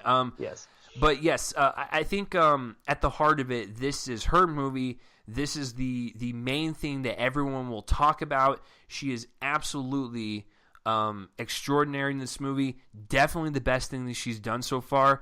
And I haven't seen the rest of the movies this year, but I would not be surprised. I don't think she'll win, but I would not be surprised if she gets nominated. And that would be. I think there could be another person nominated here too. And oh yes, I'm about to get to that. Yeah. So if she gets nominated, I would not be surprised. I think she absolutely deserves it. And bleeding off into the performances, and what actually works as a really great and kind of odd friendship is Richard E. Grant. I think he delivers one of the best supporting roles of the year. And keep in mind, these aren't like performances that are very boastful and in your face and like, oh, watch me act. Both of these people are so subtle in their performances in this movie that it makes it even more powerful, because it's not, like I said, it's not a loud movie. It's a very quiet, very just, you know, kind of somber movie, and then let the performances kind of shine through this story. And so I thought Richard E. Grant's character, they have like this weird friendship throughout the movie, but it works. And I thought his performance was, once again, it was very convincing, and I really got into his character right off the bat. And then there was a couple moments where he kind of stumbles in his life, and you kind of feel for him because of his sexual orientation and the time period that they were in. You know, you're just like, I really wish, you know, people weren't bigoted a-holes, but, you know, this is the world we live in. And so that's also where, you know, you get the kind of sympathetic stuff from him. It's like, you love his character, and then stuff happens to him, and you feel so bad for him. And it's just really fantastic. So McCarthy and Grant for sure are the driving forces behind this movie. But to talk about some of the filmmaking, it's not like a film that you go to and like, oh wow, this is such a great visual movie. I think it captures the time period pretty well. There's like this very warm glow to the film. It's yes. Thank you for talking about that. Yeah, no, like I noticed it right off the bat. It's a warm glow to it. It captures the kind of beauty of the city that they're in. And it was a pleasant movie to look at. There's nothing more. It's definitely, once we get to Suspiria, then we'll talk about the visuals. But for right now, this is a movie that relies on its story, character, and performances, but it's still a pleasant movie to look at, and it actually captures like a very warm embrace to the film that I quite enjoyed. And I guess that's about it. I mean, it's a very you know, good script. It's a very intriguing story of criminal activity. You would never expect to laugh as much as you do. You would never expect to care as much as you do, but for some weird reason you do. And it's just one of those stories that it does hook you from the start. You want to kind of see where it ends, even though if you do know where it ends from the real life events. And I just think McCarthy carries it. And It's just a really solid theater going experience to where if you want to take a break from like the loud movies, visual effects heavy movies, I think seeing a very somber character piece is the way to go if you want to kind of broaden your horizons a little bit in theaters. And so I give Can You Ever Forgive Me a solid B. I liked it quite a bit. So I mean, I'm sure Joel will go into more depth because he's better at this than I am. But I try to honestly think of like other little things that people haven't talked about, and I definitely wanted to talk about the look of the movie because I know a lot of people aren't really addressing that as much. It's kind of low key. I mean, it's a movie it's straight down the middle aesthetically. Yes. But there's such a warm glow to it, as you said, and it's the cinematography is Brendan Trost, who shot The Disaster Artist last year, and really good, really good cinematographer who doesn't do a lot of like loud, brash stuff. I mean, he does some of the comedies with Adam Sandler in them. He hasn't done one of those in a while, I don't think. He shot That's My Boy. He shot, I think. Oh, God bless him. I know. I think he shot You Don't Mess with the Zohan. I think that was one of his first. I might have to look into that. I think he did one from around that era, though. But he's kind of graduated into these more prestige dramas.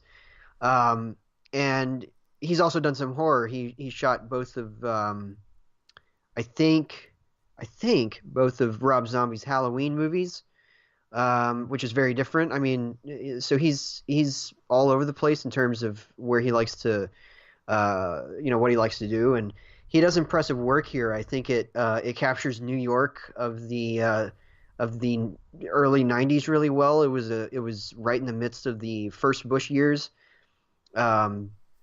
which was a time of economic kind of strife for a lot of people. It wasn't It was in the Clinton era when we had a good economy, and this one is right in the middle of that. I think it's only a couple years before Clinton is elected, and so you have this author who does good work, wants to continue doing good work, but doesn't want to sell out and just until a certain moment where she might almost do that.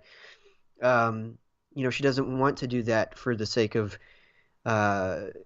just kind of corrupting good writing, because she feels like she's a good writer, and she's certainly renowned for the way that she's able to inhabit people's voices. And in fact, that's exactly where how she gets into this mess is the fact that she's done so much research into these people that she's written biographies for, or maybe even not, but maybe just a good way to so observant that she's able to pick up the voices, that she's able to ultimately mimic their not only the style of how they spoke, but the flow of their words, their comedic timing. And it's just a fascinating story about sort of desperation. In that speech at the end of the movie, she even says, she's not regretful of her actions because it got her money and it got her paid. And so in the law's eyes, she's an unrepentant criminal, but in ours, she's a lot more complicated than that. She's a very lonely person, and that's what you can kind of connect to, because we've all kind of been, obviously Joel and I have not done criminal activities, but we felt kind of low at that point in our lives where we feel like all is lost, and she took it into her own hands. And yeah, she even said I'm not regretful, I got what I wanted. But what was the last line she said where she said it wasn't worth it? And so I think that's what she kind of realized, that in the moment it was good, but it just overall it just was not good for her well-being. Yeah, and that's kind of ultimately where the movie's balanced, because I think that it both presents the fact the wrongness of her actions is never shied away from. All through this story, we know that it's wrong, and in fact, I was kind of horrified as it went along. Because I know it gets worse. It's just because I love preserving things, and I hate plagiarism. I think plagiarism is one of the worst crimes that is not like a criminal thing. I hate plagiarism. I hate this, and it's sort of plagiarism adjacent. It's not exact plagiarism, except for at one point. But and even then, I guess it doesn't really count as plagiarism. She's just writing words. But anyway, yeah, I hate that she did this, and it doesn't shy away from the fact that she's wrong to do this, but it also has enough sympathy for her loneliness, some of which is self-made. I mean, she's a very abrasive, aggressive person. As stated But from one of her past relationships in the movie. yes, yeah, and speaking of which, by the way, you mentioned the Richard E. Grant character and his sexuality. I mean, her sexuality too. This Yes, is a yeah, very exactly. Yeah, this is a very queer movie, and there's a friend of mine on Facebook who said that he was really glad that they didn't just make um, the story, that part of the story about, the tragedy of it, a bunch of suffering and stuff. It was very much soft spoken in that regard. She just has this ex-wife, I guess, um, or ex-fiance. I'm not sure if they were ever married, but anyway, this ex-partner, played by Anna Devere Smith, who, it feels like one of those relationships where she just kind of let it, uh, kind of go off into the Netherlands, if you will. She just didn't do We anything knew about it, and about it's their because of whole personal failings. exactly. We knew about their whole relationship within that 2 minute scene. Yes, and it's a great scene, especially for McCarthy. There's so much heart stored, just like anguish, regret, kind of unspoken truths between them. There's a lot of spoken truths as well. They talk about their relationship, but there's a lot of unspoken things going on in that conversation, and it's all on her. It's all on Lee's part, and it's just such a human story, and that's what gripped me about this movie. I think that also, in addition to all of the things you said, it's also surprisingly tense.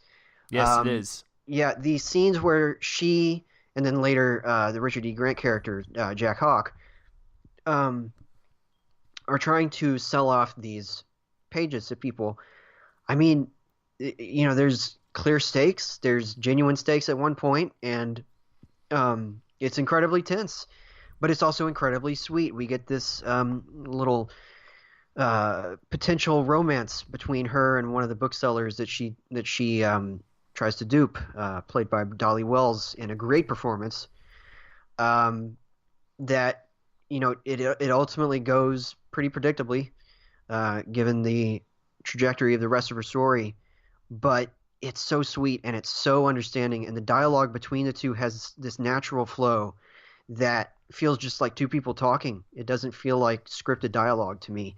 And that's in part because of screenwriters Nicole Holofcener, who is a Parks and Recreation veteran, and also has done a lot of movies, but that's one of the more significant things that she's done. And also Jeff Whitty.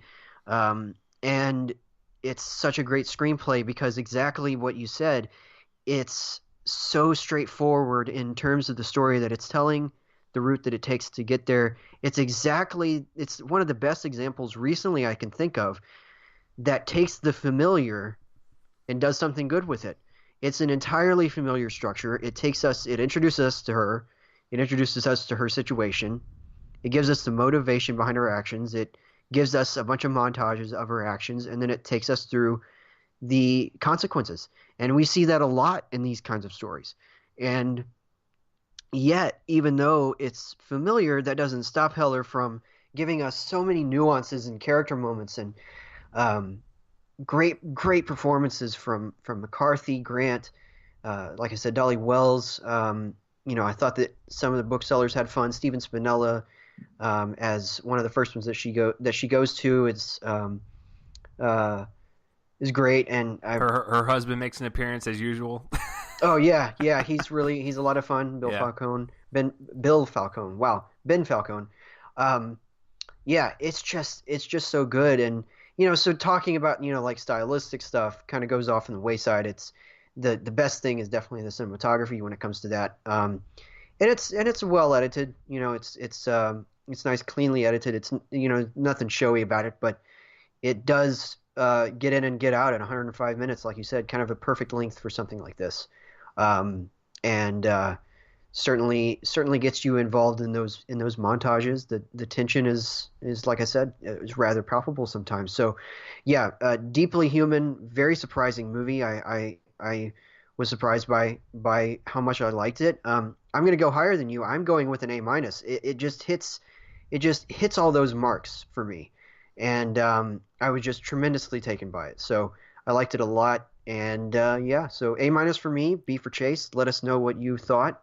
Joel, can you give us a hint? Maybe is it anywhere top 10 for you, or is it going to be like on the I mean, outside? honestly, I would not be surprised if this is something that grows for me. Okay.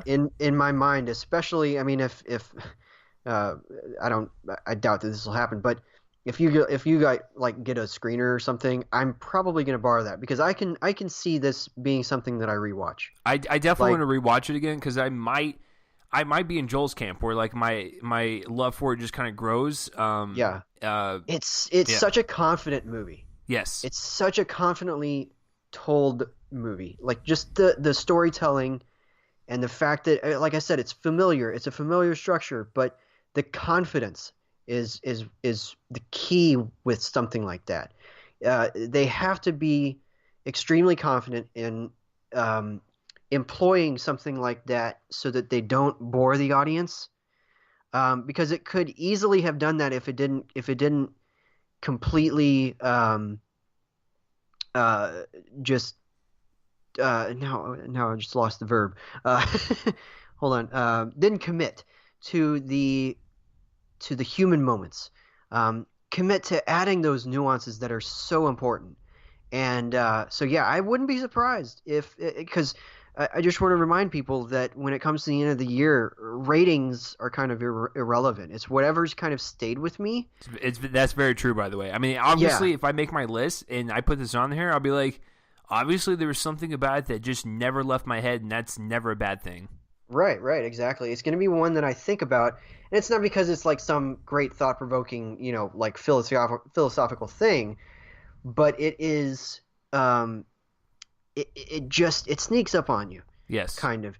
As soon as it was over, there was a great emotional release, and I think that's not like for me, I didn't cry or whatever, but I'm just saying like it hits that mark by the end. You feel like you've gone on a journey, and you feel the movie whenever you leave it, and I think that that's all important. I It's didn't expect it to be as good as it was. Let's just put it that way. right, Yeah. right, yeah, yeah. It could easily have gone the other way. So, yeah, really good movie. Definitely go see it. This one's been a really good, surprising hit in the indie market. Like it's making money, and I'm glad to see that. So, The hope RT that score is y'all. really great for this movie, by the way. I think it's at 96 right now or something like that. Yeah, I'm gonna have to look at that because I think it's somewhere around there. You're right. Before we move on, I'm gonna go look at that. Can you ever? 98%. So enormously high, and even more important for me at least. I always say this: average rating of 8.1 out of 10. Jeez, man, It's that's awesome. yeah, it's really hard for a movie to get 8.0 and above. Just to tell people, um, really hard. So yeah, total like consensus titles get that kind of thing. So this is pretty much a consensus title. It only has a couple of people, four rotten reviews out of 165. So, and from what I remember, I don't think that they're super like negative. I think that they're just kind of okay. So it's a pretty well regarded movie. Um, all right, so that's our review of Can You Ever Forgive Me? And now we are going to move on to our review of Suspiria. Now, this one is the latest movie from director Luca Guadagnino, of course, of A Bigger Splash and Call Me By Your Name. It's a remake, sort of the 1977 masterpiece by Dario Argento. And yes, I use that word, so that pretty much tells you what I think of it. Um, um, I'll get into the original in my review, but anyway, this one starts off kind of similar. An American dancer arrives at a German at a Berlin dance academy that ends up being taught by a coven of witches. Although that's something that the original film concealed until its finale. It's kind of out in the open here, but that's the plot, and a bunch of crazy stuff happens. Meanwhile, on the outside, and this is not in the original, the Baader Meinhof event is occurring. The hostage situation, the explosions that rocked the city, the trial, the Stammheim trial that took place afterward. That's something that I was always fascinated in school. I've done a lot of research into that. It's a really fascinating period for Berlin, like those 10 years or so before the wall came down, is all very interesting. So, um, yeah, the Stammheim trial is going on outside. It's a very specific political landscape, which is a big difference from its predecessor. And while I just step away really fast, I'm going to let Chase start his review. Okay, so going into this one, I'm very upfront with you guys. I still have not seen the original, but I'm glad that Joel, out of both of us, had seen it, so he can do a little bit of a comparison. But obviously, we're going to review this as a standalone movie. But I will be very interested in hear his thoughts on the original itself, and then of course this one. I just want to kind of see his perspective on both. But going into this was a no-brainer. The cast is amazing. Despite her being in probably one of the worst franchises ever, I still am a fan of Dakota Johnson, Tilda Swinton, Chloe Grace Moretz, Mia Goth, and like the Cure for Wellness. Like, I knew that this was going to be something special just based on the cast and even the director, because Call Me by Your Name was one of Joel and I's favorite movies last year. It was definitely one of the best, and I just want to throw this out there. Who hurt Luca Guadagnino? Nino, why did he go from Call Me by Your Name to this? Did someone hurt him in his life? Because that is such a huge jump in genre, that something tragic has happened in that man's life to where he goes from a wonderful romantic story to this.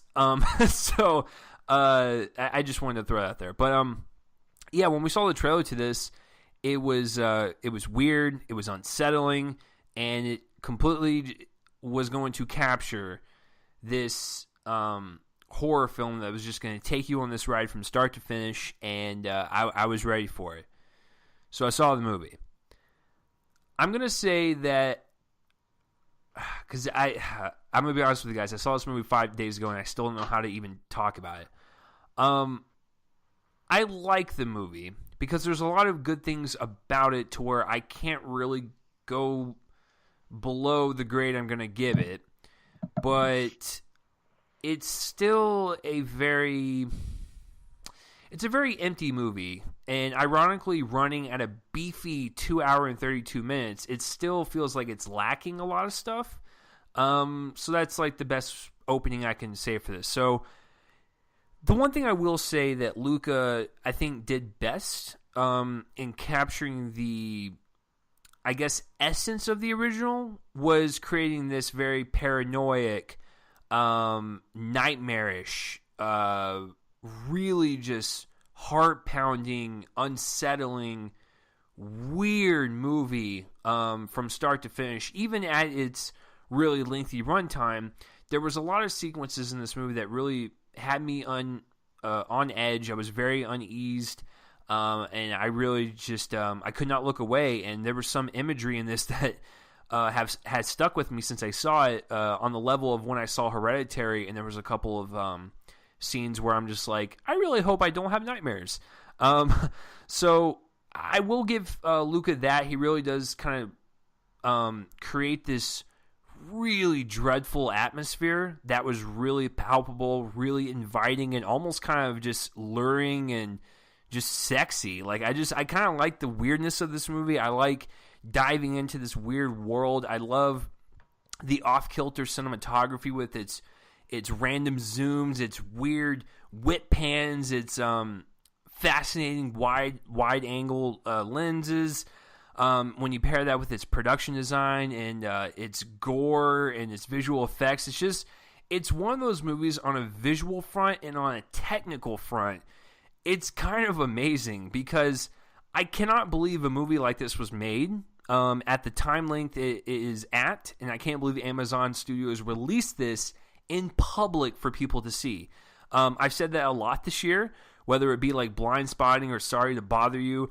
I just cannot believe there have been so many risks taken with a lot of different movies this year, and it's awesome. Continue to do that even if Joel and I hate it or love it. But going back to this, like I said, love the visual stylings of this film. It can get a little cold sometimes. This movie is a tad gray. I have not seen the original, but I've seen enough set photos, and trailers and clips to tell you that movie had a very surreal look to it. It looked like something that was plucked out of a nightmare, with its vibrant colors and its really upsetting and disturbing imagery. This has the disturbing imagery and unsettling kind of feeling there, but it does feel a tad cold, and it leaves a little to be desired, so to speak. So there is that. And the performances are pretty good. I like them quite a bit. Dakota Johnson, once again, still surprises me as to why she had to go to great lengths to get money from 50 Shades of Grey when she could just not do that and do other movies, but I understand why she did it. But yeah, she's really great in this. Kind of luring, kind of sexy performance where it's just like, you're just in it. Like, you can't turn away from her, whether she's dancing on the dance floor or when she's just having a normal conversation with, like, Mia Goth or Tilda Swinton. There's just something kind of alluring about her, and I really dug her performance. Tilda Swinton, I never want to join a dance academy and have her be the head person because she scares the crap out of me. And my girlfriend put it best. It's almost like when she was in Doctor Strange and she was just yelling at Benedict Cumberbatch. You're like, I just really hope Tilda Swinton doesn't teach me on anything because she would just scare me. But no, she's really great. Like, she really just kind of captures the fear of a dance instructor like that, and how dance academies are kind of temples of perfection. And she really kind of drives home that there's some Black Swan kind of yes. vibes to the lessons and all that. Yeah, it's very Black Swan-y, and I still to this day can never figure out how a cinematographer and a crew can film in a room with a bunch of mirrors and take it out and post like that fluidly. I still will never understand that, because that is some witchcraft right there. Ironically, there you go. And so yeah, so she does a fantastic job. I think Mia Goth is, she's pretty good. Chloe Grace Moretz is literally in like 45 seconds of the movie, so I can't really comment on that. It pretty much is. Yeah, I mean, it's a very small. She starts out the movie, and I thought there was going to be more to her, but she kind of falls by the wayside. It's interesting because it totally like changes the fate of that character in the original movie, because the most like famous death scene in the original movie is that character's. It comes at the beginning of the movie, and it gives her a pretty finite death scene. The one that where somebody's hanging from their heads hanging from the roof, the mirror, kind of, or not the mirror. The window collapses inward, and if you've ever seen anything of Suspiria, you've seen the opening death scene basically. And it's that character's, and they totally reverse that here.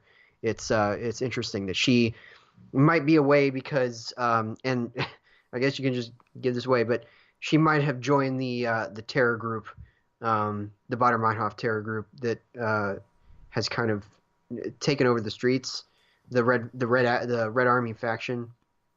But yeah, really interesting change. I'll get into that later, but yeah. Yeah, no, I mean, but she's in 45 seconds of it. So if you thought you were going into it seeing more Moretz, you ain't getting more Moretz. You're getting less-ettes. So that's my terrible joke of the evening. Oh my gosh! Wow. I know, it was pretty bad. So everyone else does pretty fine for the most part, but it's mainly about Johnson and Swinton, and I think they're pretty exceptional for the material that they're given. So here's where my issue kind of lies with the movie. I appreciate the mystery of it. I appreciate the I don't think this is a spoiler, but they're witches. The witchcraft angle. I appreciate that. I appreciate the kind of ramp up to the very gory and very explosive climax at the end. I appreciate that. I appreciate the ramp up and really kind of drawing out, even if it is a little too long for its own good. But I think one of my main issues of the movie is that I just felt unsatisfied by the story. I don't know if there was supposed to be more, or if it was just, it felt a little unanswered in some things. And I don't mind ambiguity a little bit, but this just felt like we needed some answers to some stuff. And it felt like it was just really kind of throwing a lot out there and not really explaining anything and just kind of like, hey, make up your own mind. And I don't mind that, but at 2 hours and 32 minutes, I expect a little bit more. So I felt a little underwhelmed by the overall story to it, even though the visual component definitely keeps the movie going, because this is, especially, I will just say this, especially when Dakota Johnson's character is asleep and we see these kind of fragmented images flashing in front of our eyes as an audience. There's some images that get under your skin. It's man, it makes you sweat with fear in the audience. But other than that, the stuff they cooked up in those flashes is incredible. I kind of want to just play those on loop. Play those on loop and then play some of the shots from Hereditary, and then I'll just have nightmares for life. How about Hereditary and Suspiria, their entirety cut together? Oh my god. Oh man, we would go insane. We would add in Mother and Black Swan. Oh my god. See, Joel is creating like the best compilation for YouTube, and I kind of want to do with that now. Maybe all of Lars von Trier's movies. I don't know. I'm just. Oh, good lord! Like we will have to go to therapy after that. So yes. Yeah, I just thought the story was a bit lacking. Even though the climax is explosive, it's shocking, and it's in your face. I don't know. I kind of felt confused the entire time of what was happening. I was just like, cool, I get they're witches and it's a cult and everything's happening, but there's just a lot going on, and I just maybe I missed something, and I was just like, okay, this is kind of a little underwhelming. But you know what? I might be a little too hard on that, but I will say that everything else is kind of good and weird to where I can't really hate the movie. I wish there was more to it, but I think on a visual front, the cinematography, the imagery, the performances, and some of the edited sequences that were really well done, I think there's enough there to where if you want to try experimental horror films, go support this. I even if this was bad, I'd still say go support it, just because movies like this, I still can't believe actually make it in theaters. So go support it. But if you don't like long movies or horror movies or weird horror movies, I don't think this is for you. But if you kind of want to venture out and do something weird and exciting and something that you can talk about with people for hours about, I think this is it. And I think you should go give it a shot. But I think because of the story itself and it kind of pads out its runtime a little bit too much, I'm going to give it a B-. But I still think there is enough there on a technical front that even if you were a horror fan, you should go check out, because it is it's just like Hereditary in a sense, where like I didn't know what to expect. I appreciated the weirdness of it. Some of it worked for me. Maybe some of it didn't, but I'd still recommend it with an asterisk. But for me, I give it a B-. Oh, and the music is pretty well done too by Tom York. It really kind of captures love that. The atmosphere of the atmosphere of the movie. It just adds like a whole nother level to it. So that's all I gotta say about it. It's one of those movies that's also kind of hard to talk about because there's a lot going on, and so I'm actually curious to see what Joel says. But what do you mean? It's a pleasantly conventional romantic comedy. Oh yes, because obviously we saw the same movie. I saw Nobody's Fool. I'm just kidding. All right. Oh God, you're just like, psych everyone. I'm not doing Suspiria. I'm doing the Tyler Perry movie. Yep. Starting off, I love Radiohead. I love the fact that Tom York cut his teeth on doing a film score with this movie. It's his first one. Because we've had Johnny Greenwood doing one, but it's nice to have good old Tommy do one. We've also had like Trent Reznor and Atticus Ross do several too. So it's just really fascinating to see like band members do soundtracks now. Let's get Dave Grohl to do something. Oh my God, Dave Grohl did anything, I'd be like, I will literally go see the movie just for him. If Dave Grohl did Nobody's Fool, Chase would have seen it. I definitely would have. Nice. All right. So yeah, I'm a little higher than I thought. You were headed straight to a C just based on what you were saying, but you brought it together at the end. I totally understand. I'm again a little bit higher than you, but not by much. I guess that gives it away. Hey, fair enough. Fair enough. Right. I'll just say I'm giving it a B, and I will explain that now. Okay, so as I talked about in my introduction, the original film is a masterpiece. I just recently saw it for the first time, just a couple days before I saw the new one, and the whole point of that movie, to me at least, was the anonymity of its time and place. Now, it could have been that all of this stuff that's going on outside was happening in the original. It could have been, except that we never saw it, so there's no way to know. But that only kind of enhanced its appeal to me, that it could have been at any time and place. And it's just this totally and completely isolated story of weirdness, paranoia, phantasmagoric images that I cannot stop thinking about. I mean, if you think that the stuff in this movie is weird, it's certainly gorier, but it's probably weirder in the original, because there's a lot of practicality to it that I think that this one kind of cloaks in some shutter speed photography.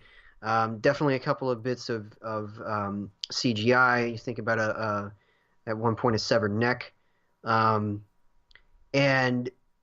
so I think that the original film has a more DIY quality and an anonymity to the setting that I found to be completely compelling, in a way that setting this movie's action against a specific political landscape and an era, I felt like it was straining to add to the story of the original, which was perfect as is. It's this incredibly self-contained tale of a young woman who travels to an unknown land and gets involved in this horrifying witch coven that wants to. It's basically the same motivation as this new one, where they basically. It's something to do with mind control. It's never quite explained either in the old one or in this one, and I like that about this one. See, I'm sort of the opposite of you, and it's just because of my exposure to the original film. I felt like this one was trying, in some cases, to explain too much. It doesn't do a good job of that, particularly because I think that it's also trying to blend the original's kind of ambiguity with these hard answers. But I did enjoy the fact that it didn't explain the full motivation. It's never quite clear in the original. It's never quite clear here. The end kind of tries to give us an answer, but I will say that around the halfway point of this story, this new one diverges wildly from the original. Essentially, none of the climax as it plays out in the new one is in the original. Totally plays out differently. And I felt like it definitely felt like it was straining to find some sort of insightful thing to say about the political landscape. So I start with all of this, and it's weird. I even noted this in my review that like my first two paragraphs are about the movie's failings. And I think it's because of the fact that you kind of have to build up to the fact that this movie's still pretty good. And I think it's because of the atmosphere.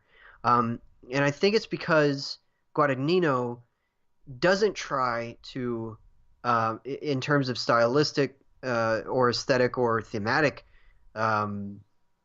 intent, he doesn't try to mimic the old movie, because this movie's much colder, much more oppressive, much more much grayer, as you said. The original has this incredible and unforgettable use of red all throughout that is absolutely fascinating. It also uses a lot of blues and browns and in completely unforgettable ways. It is a masterwork of production design, and that's definitely one thing that this movie almost equals it in, because that this whole dance academy is a fascinating and unpredictable beast in itself.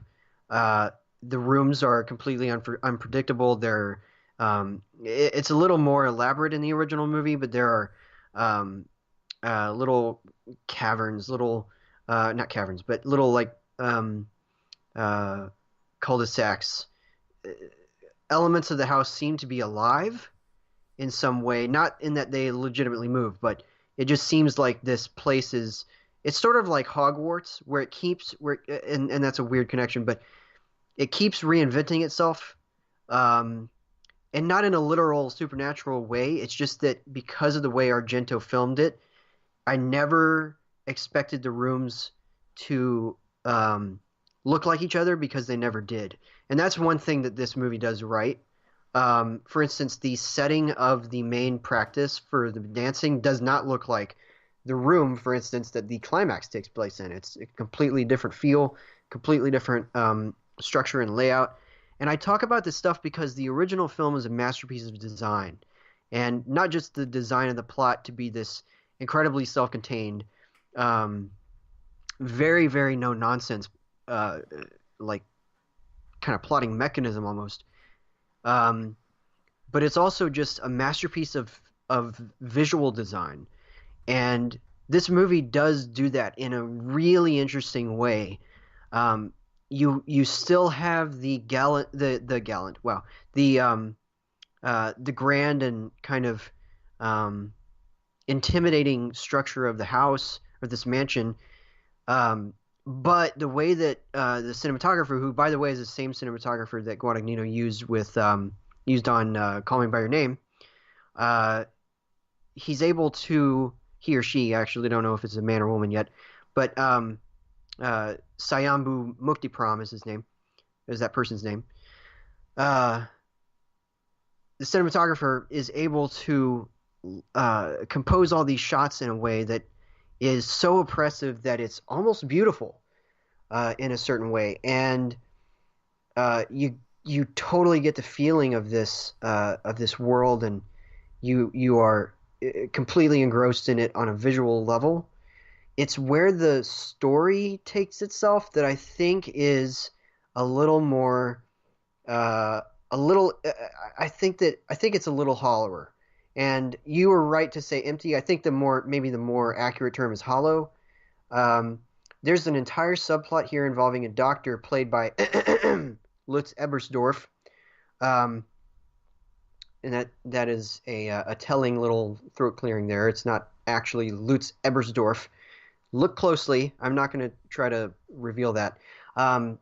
But it's this doctor who is a psychologist, and he is the psychologist of the Chloe Grace Moretz character. He's learned about this strange thing going on with the dance academy. He decides to investigate, and in the process also is kind of haunted by his past, particularly a relationship.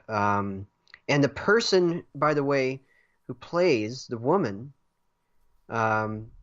is the main star of the original film. Jessica Harper plays, her name is Anka in this film, and that totally takes a turn for the worst, whatever.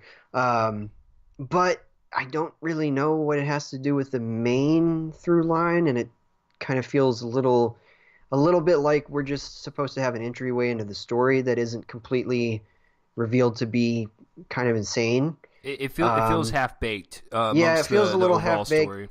Like I said, I think it's just kind of the faintest bit of an entryway into the story. I think it's that character is supposed to sort of kind of stand in for us in terms of the fact that he reacts to a lot. But then of course he's kind of taken off on his own storyline, so it's a little bit too separate, I think.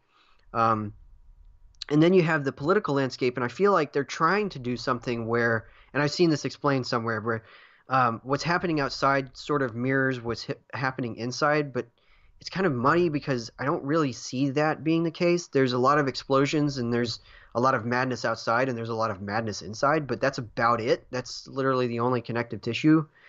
Um, Beyond that explanation, I haven't really seen any that are convincing to me. And I don't really quite understand why there's a big political angle. But anyway, the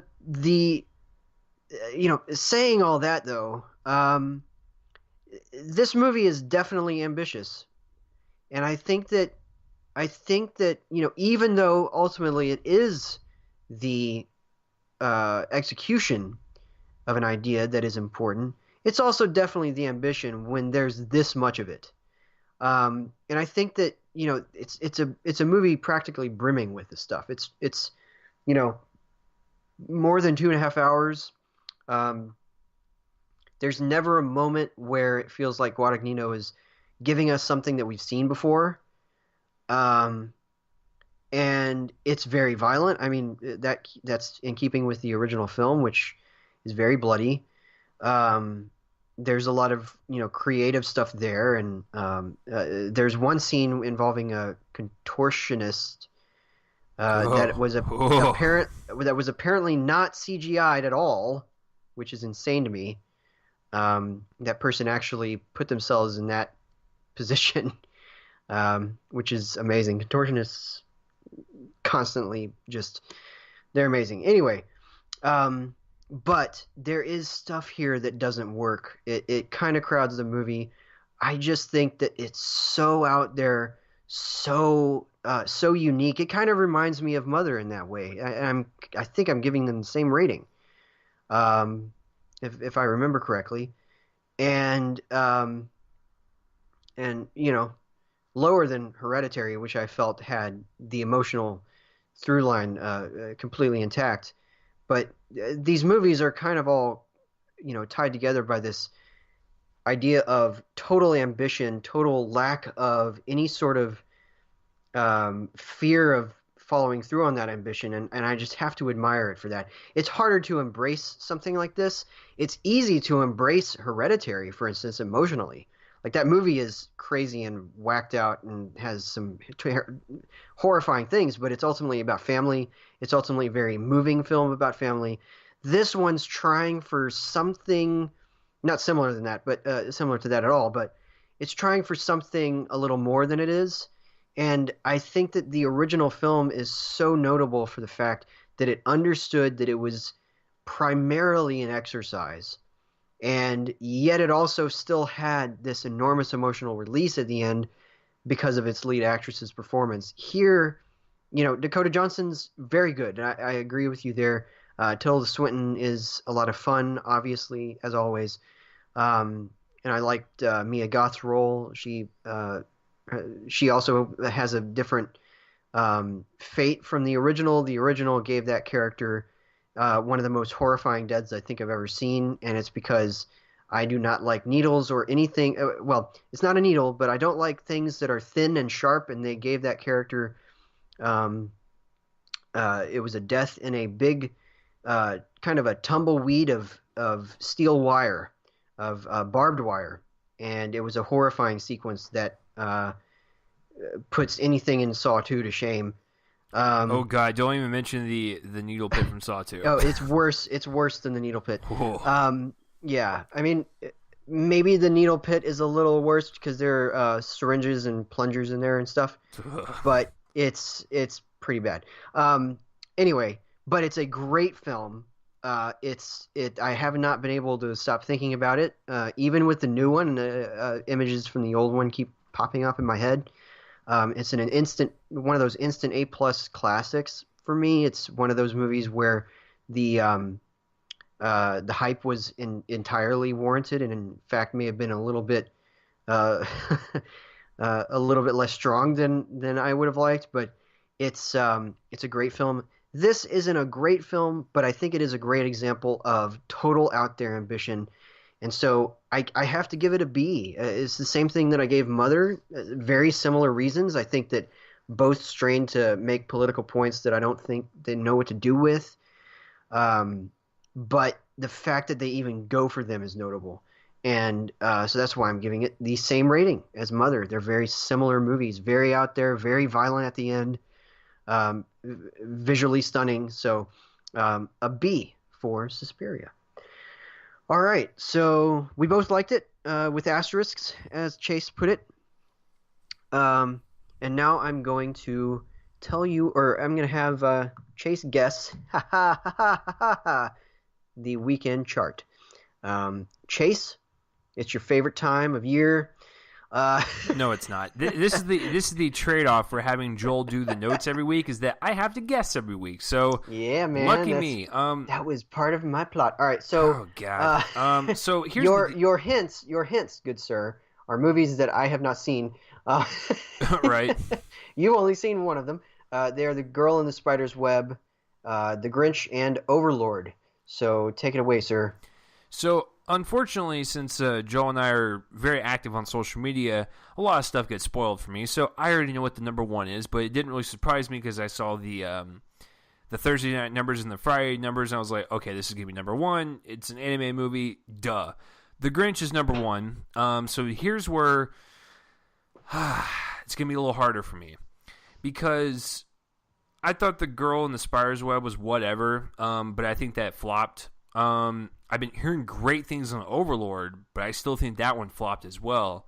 So I guess the route I'm going is The Grinch is number one, Bohemian Rhapsody is two, and here's where I'm honestly just not sure. And so I'm kind of like looking at, without cheating, obviously, I'm looking at our past episodes, and I'm seeing, what has Joel talked about? What have we both talked about? Like, what has been in theaters? And I could be wrong. Overlord could be 5. And I'm trying to, like, talk myself into it. So maybe...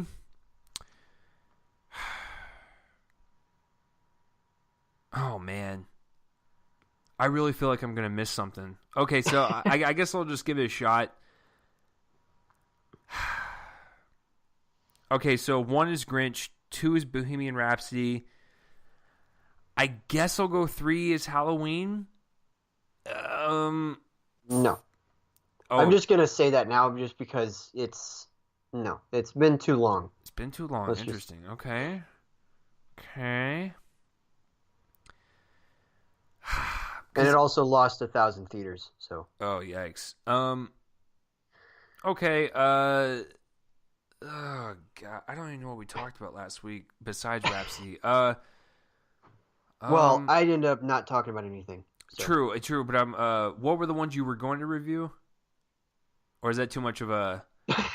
Yeah, see, Joel laughs because he knows that it might give it away. All right, well, okay, maybe.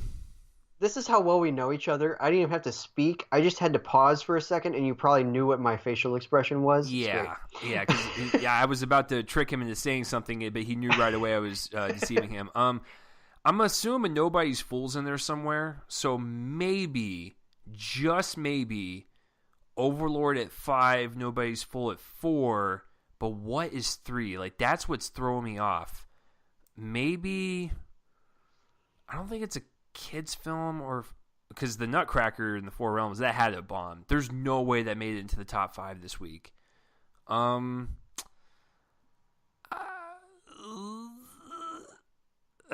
give up, man. I honestly, I'm spacing out right now to where I can't really decipher what that 5th slot would be, or the 5th movie in there.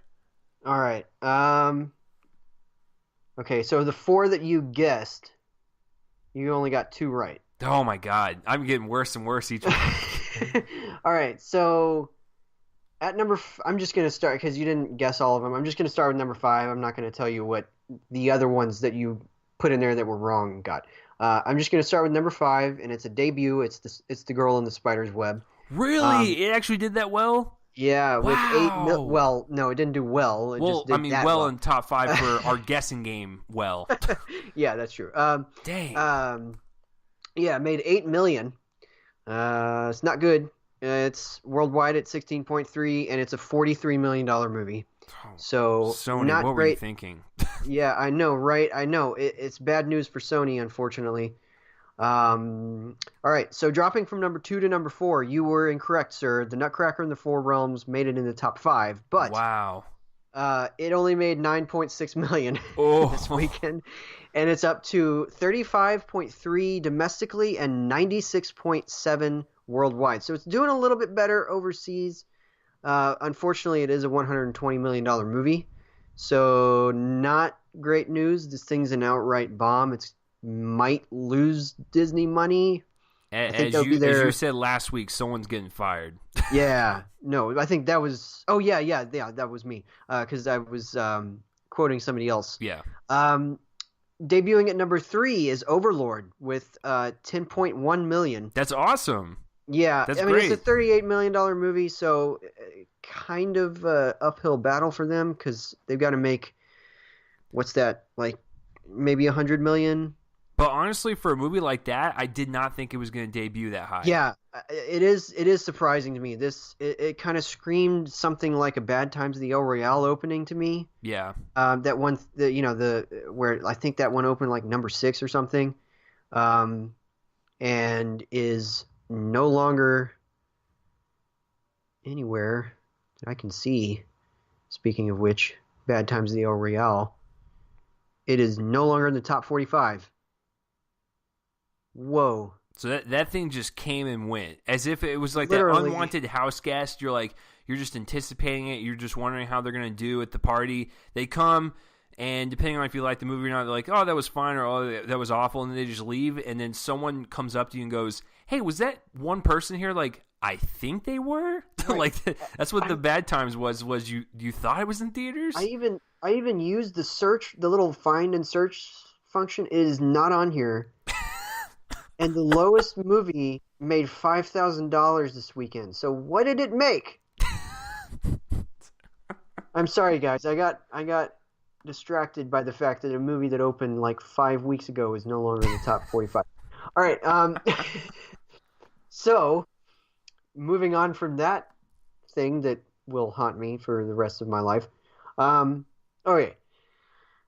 Dropping down from number 1 to number 2 is Bohemian Rhapsody. Which only dropped 40%.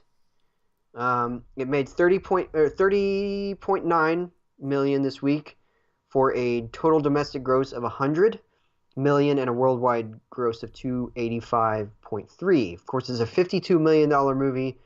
I don't think that Fox is really worried about what it needs to make. This is not a franchise movie. I think that studios worry about that kind of thing less, but certainly this is the big prestige true life drama that people wanted to see over First Man, for instance. So whatever. Yes, so debuting at number 1 is indeed The Grinch, which completely obliterated everything else. It made $66 million this week, and worldwide 78.7. Worldwide, it has already made its baseline budget back, which is $75 million. Which is actually kind of a mid-range for something like this. They usually cost about this much. It's a very typical budget for animated movies. Especially for Illumination, they always make cheap movies. Yeah, they always. They usually. I think that might be a little high for them. I think they usually spend about 60. Yeah. Something like that. Because I think Minions was 60. That $15 million swing was probably for Cumberbatch. Yeah, probably so. You were in Avengers? Well, I guess your price is going to have to go up. Yeah, I bet that he was probably about 15 million of that. I would say, to be honest with you, it's anywhere from 10 to 15 to capture him. I'm sure that he's very expensive. Yes. All right, looking elsewhere, Halloween had its first big drop. It went down from 5 to 9, but that's just because it lost 1,000 theaters. So it's beginning sort of that, kind of tapering off of theaters. Otherwise, let's see. Oh, yeah. And about Nutcracker, that was a 53% drop. That's not good for Disney. For a movie that was already a flop, not good. All right, looking here. Can You Ever Forgive Me? Rose 42.9%. And that is at 1.5 million. Unfortunately, Suspiria dropped from 19 to 22, and it dropped 66.7%. So it's not really surprising to me. I mean, it's the third week. It made 326,000. It's one of those movies that has, predictably kind of that word of mouth. That's basically, it's really weird, and then people don't want to see it. So I'm not surprised by that. It's a very divisive movie. It's a very, also pun intended, because I've made several puns on the movie so far. It's a cult classic. I mean, that's what it's going to be to people. People are going to really respond to this years down the. Yes. It's just one of those things that doesn't do well in theaters. All right, let's see. Any big drops?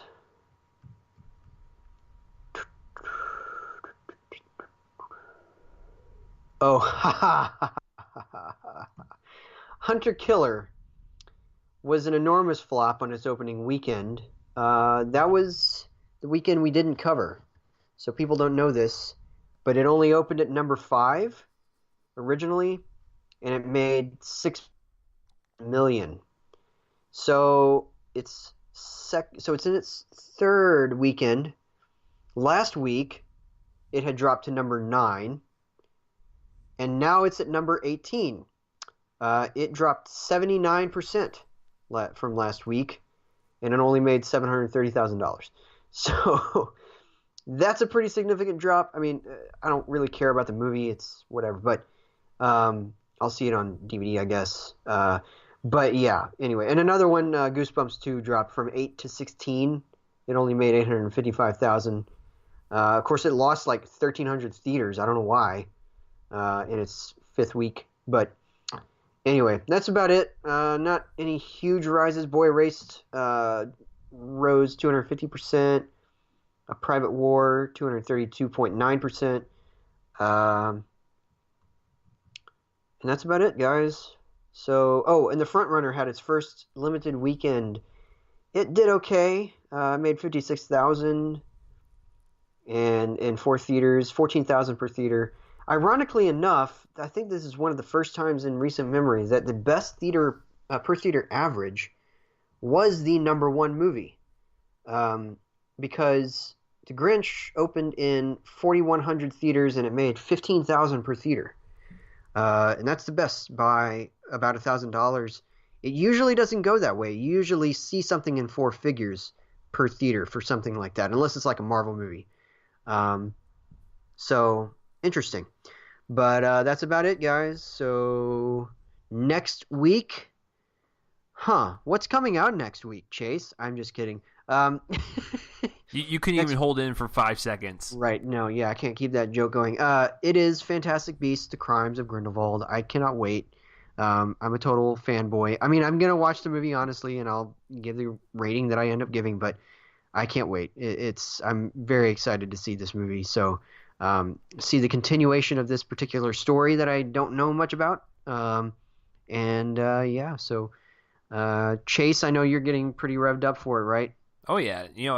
This is why I love doing Potter films or when we do Marvel films, because that one of us is going to be of that fanboy quality, but we're also going to dial it back and give you guys an honest review. And then we're going to have the other person come in with a outside perspective where we're casual fans and we like the movies and we're just going to tell you how it is. So it's, interesting perspectives, because what if Joel doesn't like it? What if I love it? So it's the same thing. That would be really interesting. If that happened, it was the same way with Star Wars: The Last Jedi, where I love that movie and it seems like I'm in the minority. So hey, who knows? But I'm actually more excited for Joel to see Widows more than anything, because if he does not like that movie, I will be super sad. Because I feel like it's an impossibility. I feel like that's an inevitability. I feel like the lowest Joel will ever go on Widows is he says that he likes it. He doesn't love it. He just likes it, which is fine with me, because at least he doesn't think it's just okay or whatever. So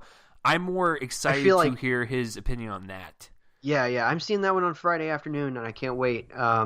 I feel like it's an inevitability that I'm going to love it, considering Steve McQueen, man. It just A pluses for each of his previous movies. It's what I said in my review. It's Gillian Flynn has worked with Fincher. She has worked with McQueen. She has worked with the gentleman that did Big Little Lies and Jean-Marc Vallée. Yes, so she's worked with him. Yeah. It's like she has worked. Like I've always I've liked her work, but to be honest, if anyone else were to direct her scripts, she would come across as just like a lifetimey type of writer. It's not a bad thing. There's a niche audience for that, but she takes her scripts, which kind of appeal to that audience, and she elevates it with these filmmakers, and they just take it into something that could have been generic, and they turn it into something kind of special. And she's been on a roll. People may not agree with the film, but like box office wise and critic wise with like Gone Girl, and she's just been kind of shooting off from there. So, yeah, I know you're excited for Fantastic Beasts 2, but I'm more excited for you to see Widows and be completely blown away by the surprising performance by Debicki, because she is a treasure. I've been hearing particularly great things about her, so I'm really excited. Yeah. So, all right. Well, I guess that's it. Where can people find you online? Well, if you guys want to find me online, it's at Real Chase Silly on Twitter. Subscribe to my YouTube channel. My Widows review will go live on my channel.